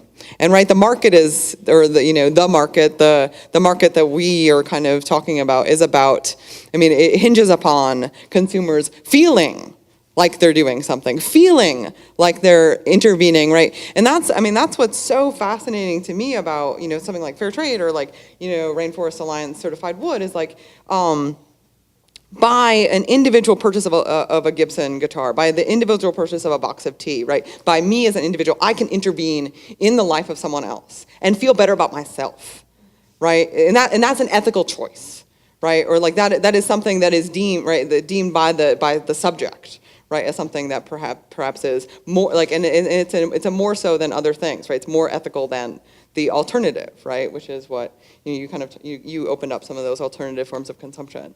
And so I'm just kind of not really answering your question purposefully, but to kind of interrogate that desire of being, or this question of how do we be, and can we get it, that be state. Yeah, so I think the second part of your question, what should we change, or is a very large question, open question. But to tie in with what Sarah just said, I think that's a really, like, I think the way we speak about ethical consumption in society is sort of like tied into identity, like what we want to portray, like what if you, for the idea that, you know, if you buy a certain set of goods or you consume in a certain pattern, you're a certain sort of person, you know, you can, like, I can be the sort of person who buys fair trade goods and buys, you know, I don't go to Starbucks, but I go to this really small coffee chain. You know, that is sort of like buying my identity and signaling my identity to others in a certain way that is very, like, I think that's very pervasive right now, and you know, in the way we talk about ethical consumption. What I find personally very interesting, also, about the question you raise is, for me, it's to be a little bit conceptual, a little bit the distinction between conceptions of the good and conceptions of the right. So the idea of, you know, everybody has a different idea of what a good action really entails and what ethical action really is. But for me, the question is, okay, so we all have different conceptions of what ethical means or what it means to do good, but to what extent do we have a public conception that says, well, you can have this conception and go so far, because we as a society think that, you know, the limits of your conception of the good are in justice. For instance, if there's a situation of injustice, then the state has maybe good reasons to say, well, you might think that that is a good thing to do, but we're either going to actively counter that, or we're just not going to give you the advantage that we could give other people who have different conceptions. So that is, from my perspective, a very interesting part of what you said. So. I don't have much to add, but I would like to mention that I mean there is still a space for be a critical, ethical consumer, and sometimes we feel that our independent decisions, even though we think they're not making a difference, I think it still has a space of possibility of creating spaces to pressure changes in the larger system. But of course, this cannot be done by individuals themselves, right? There has to be much a broader base that can sort of alter or shift the discourse and the different patterns of what is accepted and what is the norm, and how much is enough of particular kinds of consumption, or and so on and so forth. So I think there are still spaces of possibilities that, but again, individually we cannot. But as larger, more conscientious, organized consumers, we might. So.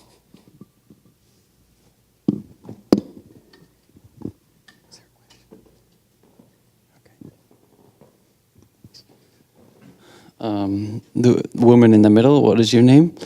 Sarah. You have a beautiful voice. I don't have very good vision, and I choose not to consume glasses, so I can't really see you very well, but I hear you, and you have a very beautiful voice. But my question, anyway, isn't addressed to Sarah. It's just addressed to all three of you. So I think of the tea plantation and the people at the top,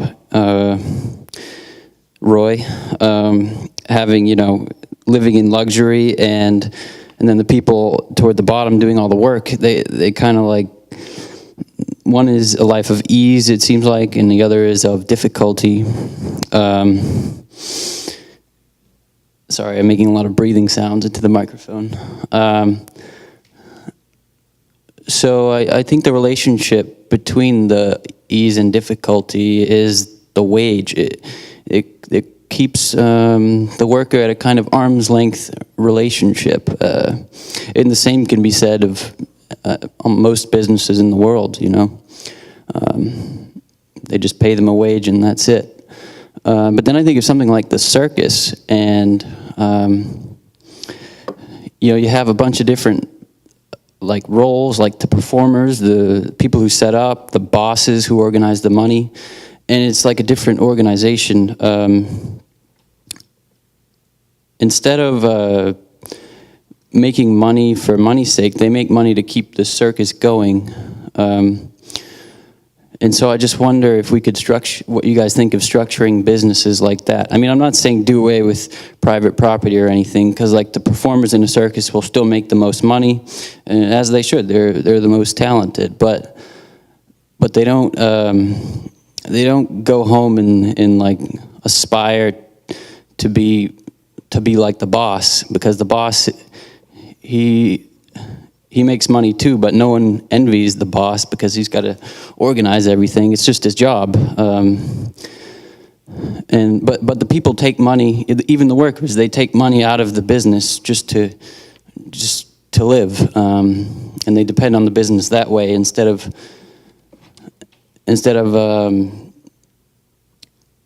just extracting the money for themselves. It kind of stays in the business. Sorry, that was a long question. No, that was great, and I'm always sympathetic, right, to the critique of private property. So you can always bring that in for me. It's totally, yeah. So anyway, but I mean, what I mean. So I'm going to kind of open broader than to what you were talking about, and then maybe narrow down. And you pick up something that is so problematic about the plantation, and we think about the plantation as this like bygone institution, right? Something that died with the end of slavery or died with the end of colonialism, and it's still very much a part of our everyday lives. And what makes the plantation perhaps so unequal is exactly what you just pointed out, right? There's a remarkable discrepancy between the owner and the workforce, right? It's not a remarkably tiered system. Like there's a few managers, right? There's a few field supervisors, and they're all men. And right, so there's a particular, gender division of labor there, and the owner is always, I work in the Darjeeling, which is, a Nepali-speaking area. Workers are all Nepali, and the owners are exclusively non-Nepali, right? So there are these, again, historical divisions that make the plantation a remarkably unequal system. And so for me, like, understanding how this thing, right, this thing that we try to ameliorate in any number of semantic ways, right, calling it a large farm, calling it an estate, calling it a garden, making it seem like something that it's not, making it seem fair is really what I'm, really trying to get at with, this project, or in how something that could be seemed, that is so unequal can be deemed fair. But I mean, your question about the circus, or your really fascinating elaboration of the circus is totally, I mean, it's a wonderful call. I mean, and there's more and more cooperative businesses, that are starting up, and and it's a really interesting model. I mean, like one of the tea companies that I work with, and I really don't study consumption. I work with a couple of these tea companies. That are interested in looking at and changing production relationships on plantations, and they're cooperatives, right? And there's a lot of new coffee roasters that are cooperatives. Again, I'm talking about a really narrow segment of the world that I work in, and there's a great optimism of with the people who work within these cooperatives about this potentiality to break down that remarkable differential between capital and labor, right? Between the powerful and the powerless, right? And maybe a distribution of task, a distribution of of workload. And so it's not really. I don't know if it's really answering your question or not, but I think that there is something kind of remarkably optimistic right now today about the cooperative movement in for-profit business. Because unlike the circus, right? I mean, a lot of these cooperative businesses are profit-driven, right? I mean, they're about the selling of product. Right, they're about the selling of ideas and visions and imaginaries and transcendencies, but they're also about selling a thing. Yeah. So sorry. Does anyone else have? Yeah, so what I could add on to your concern, I don't think I will answer your question really, but what I would find interesting is a little bit what Sarah already pointed at, namely, like some of the big concerns I think about the system we have currently is the question who gets what role, right? Who gets to be the boss? Who gets to be the person who's burdened most in that system? I think for me, so I'm not intimately familiar with the way circuses work, but I take it to be sort of the distinction you just Sarah just phrased, like non profit-seeking businesses and businesses that have sort of more community type of purpose and a pursuit maybe of a certain type of community ideal. But still in those structures, I wonder whether, disadvantage between different types of roles that people can have in that community and distributive patterns that just exist there would still raise concerns perhaps for me in terms of, in the circus, is it true that women and men get equal opportunities to get roles that have certain types of advantages and certain types of disadvantages? Is that true for people of different races? Is that true for people with different sort of personal background? Like those questions for me are in my work the most salient that I would seek to analyze in both situations, I think. So. Well, I'm not sure that the analogy to the circus works for me in Mexico, because what pops to mind is tourism and these other what seem to be alternatives to working in the forest and producing all this mahogany and so on and so forth.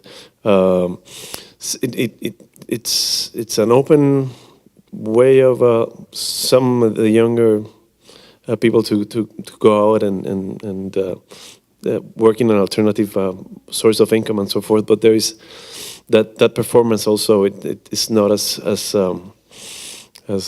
fulfilling as it should be, or rewarding in terms of generating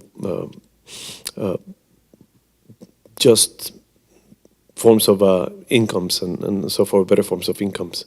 So it doesn't work quite well in that regard.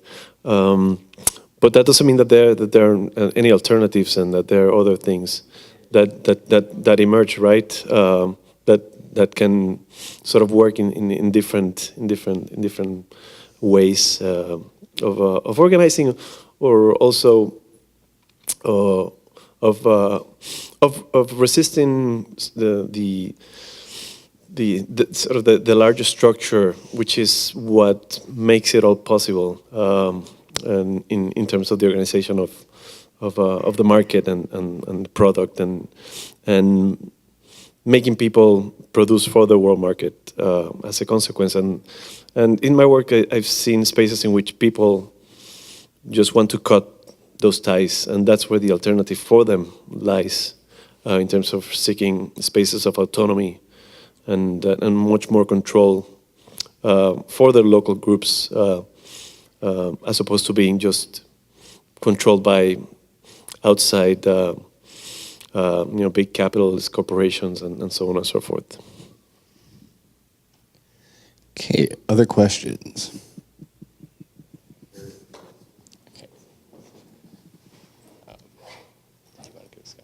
I still had a question myself, so if anybody wants to go before.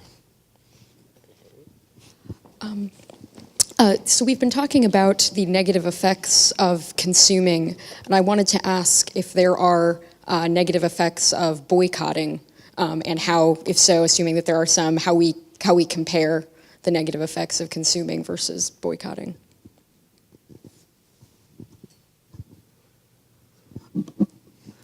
That's an interesting, is this on? Yeah, that's an interesting question, and it's really what and I wish I had more empirical data to share with you. What's fascinating is that isn't actually an answer to a question we're asking anymore, or it's not even a question we're asking, right? That's, I mean, that our consumer or our economic landscape has shifted in such a way that the question is not what we shouldn't buy, it's what we should buy, right? The question we're asking of this supermarket or whatever field of whatever economic space, we're asking different questions of it. And there's some scholars that talk about the efficacy of not buying, right? And this is something I always kind of talk about with my students. It's just like, why is that the question? Why are we asking what we should buy instead of what we shouldn't buy?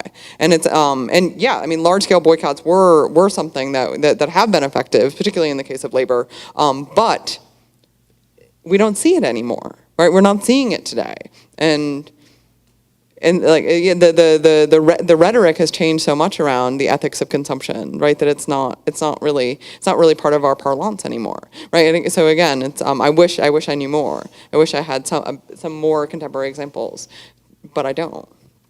I don't know if you guys do. Yeah. I mean, there are here and there, I think, calls and attempts to sort of produce boycotts and so forth. I think with the issue of climate change, there might be some things that are coming up that are that you see some spaces in which people want to sort of organize and try to pressure, and the whole divest, that it's sort of brewing and emerging in different places and so forth. I think that is one avenue, but in terms of consumption, it's not as vigorous as it should be, right? Sure, I find it a really good point you're making. I find it like when we're talking about the adverse implications of action and of, in this case, boycott, you could conceptualize it as not action, like, right, we're not buying, but it's also in political space, it's a political action, right? You're saying you're doing something by boycotting in a collective sense. So I wonder whether your question comes from the idea that action or inaction somehow is a salient distinction to make there. For me, I would just, like in what you said about comparing like the negative implications of boycotting or actually consuming, I think that's in the realm of outcomes. I think boycotts could be used for purposes that we regard as good or ethical or just even, but you can also do very great harm with it, sometimes unintentional, but sometimes, what one person conceptualizes as a good action is for other people, well, not a great action. For instance, the economic analysis of a sweatshop would be, well, sweatshops are maybe really bad in this one way, but at least they're better alternatives than what people would otherwise have. Therefore, so even like the question is really how you think of what is negative in this sense, and how you can discuss those things. For me, that is the thing that should get a lot of attention. Just to add, what you made me think about, like not consuming certain things are now part of an ethical, like certain kinds of ethical lifestyles. Like I'm thinking about, not consuming sugar, not consuming, gluten, not consuming this, so that not consuming doesn't even, a lot of it doesn't have, a lot of it isn't actually for a political act, it's for distinctly lifestyle or, kind of like identity-based consumptive practices, right? They are like not consuming is itself consuming. It's, yeah. So that was interesting. Okay. I just wanted to wrap up with just one last question. And I wish the young gentleman who had asked about the critiques of capitalism in the academy had stayed, because I was actually sort of addressing this at him. But in a certain respect, it made me think of what you were all saying about time. It's really only in academia that we have the time to think about what capitalism is and what we can do about it. So as Jose and Sarah was saying, people in their daily lives just don't have time to think about, okay, what is the world capitalist system and what can I do as an individual to help change it? But then it brought me back to what Lynn was saying. Do people actually care? And do we care enough And is individual action or the action of sort of, private companies, however progressive or sort of socially responsible they're modeled, is that enough? I mean, is this the sort of thing, Lynn was getting at it in her talk, does this has to be legislated? And does it have to be legislated on a global scale in order to bring about the changes that we're looking at?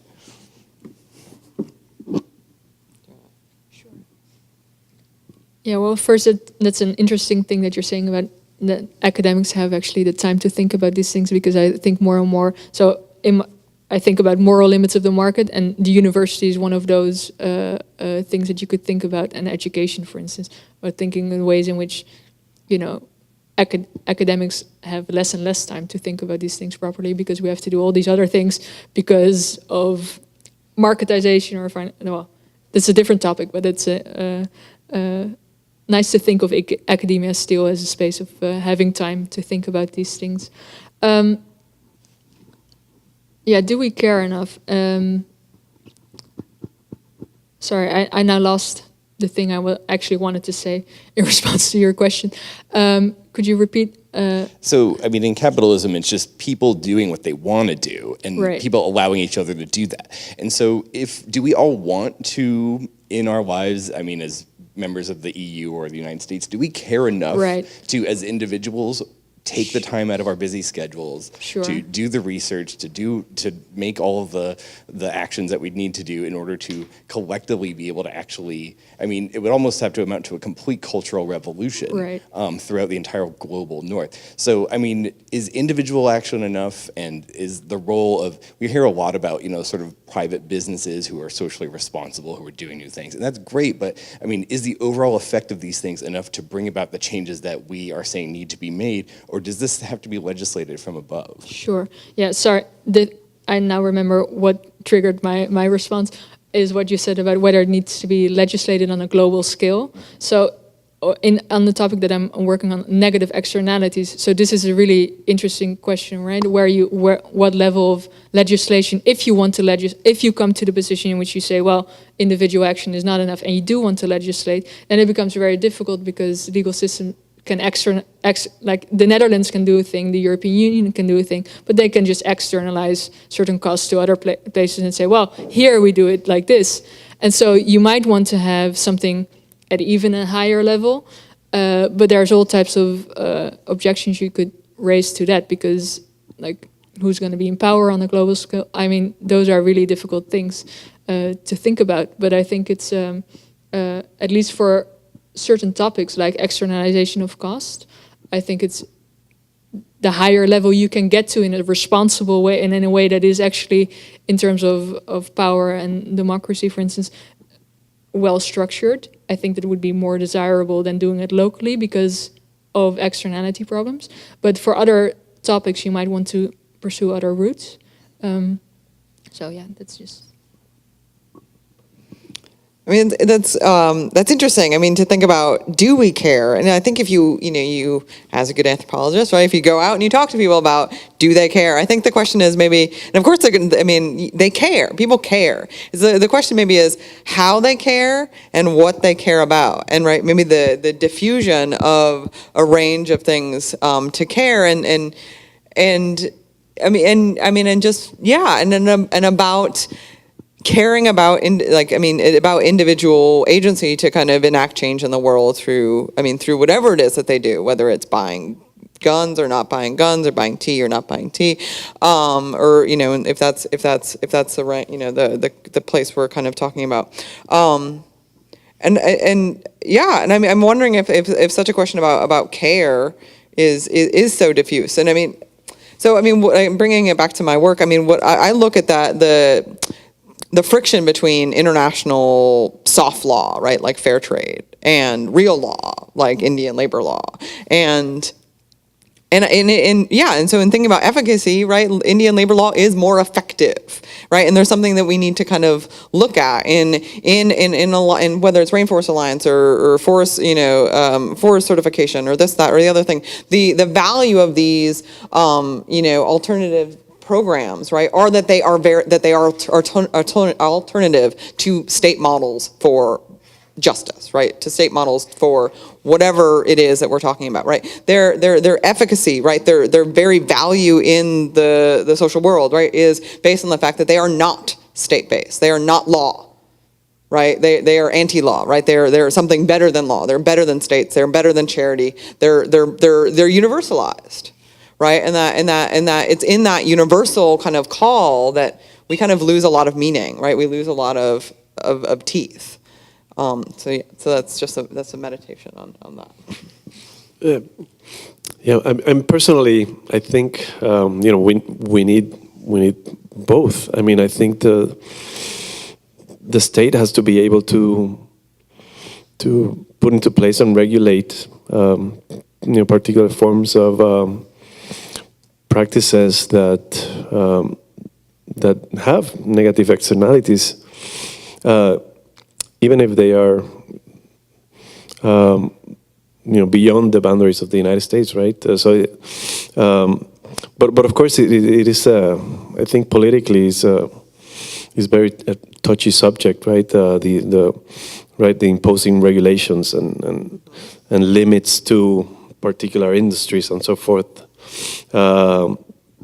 So what are the options? I mean, we're gonna have to, as another anthropologist that does a lot of consumption work, Richard Wilk, we're going to consume ourselves to death. Is that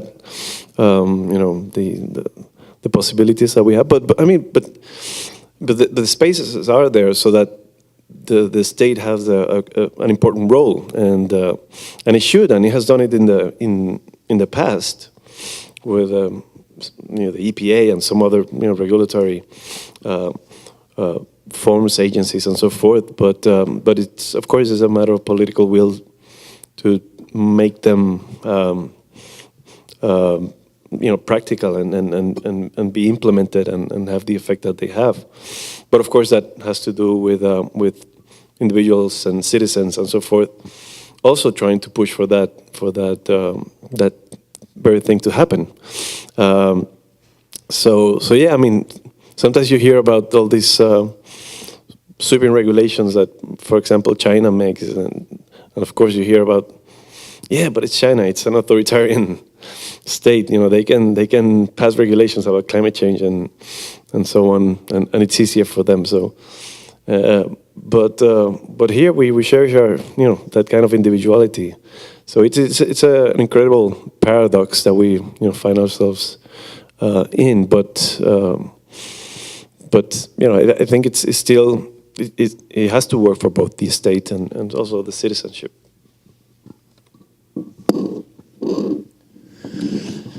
Okay, well, this has been an amazing symposium. We have 3 wonderful lectures here, and I think all of us here in this room, I think we can all agree that this is more of the beginning of a discussion, beginning of future discussions about these sorts of things, rather than just the end of this symposium, which it is. So if you would all please join me in giving a nice hand to all of our speakers, thanking them for the great work that they did today.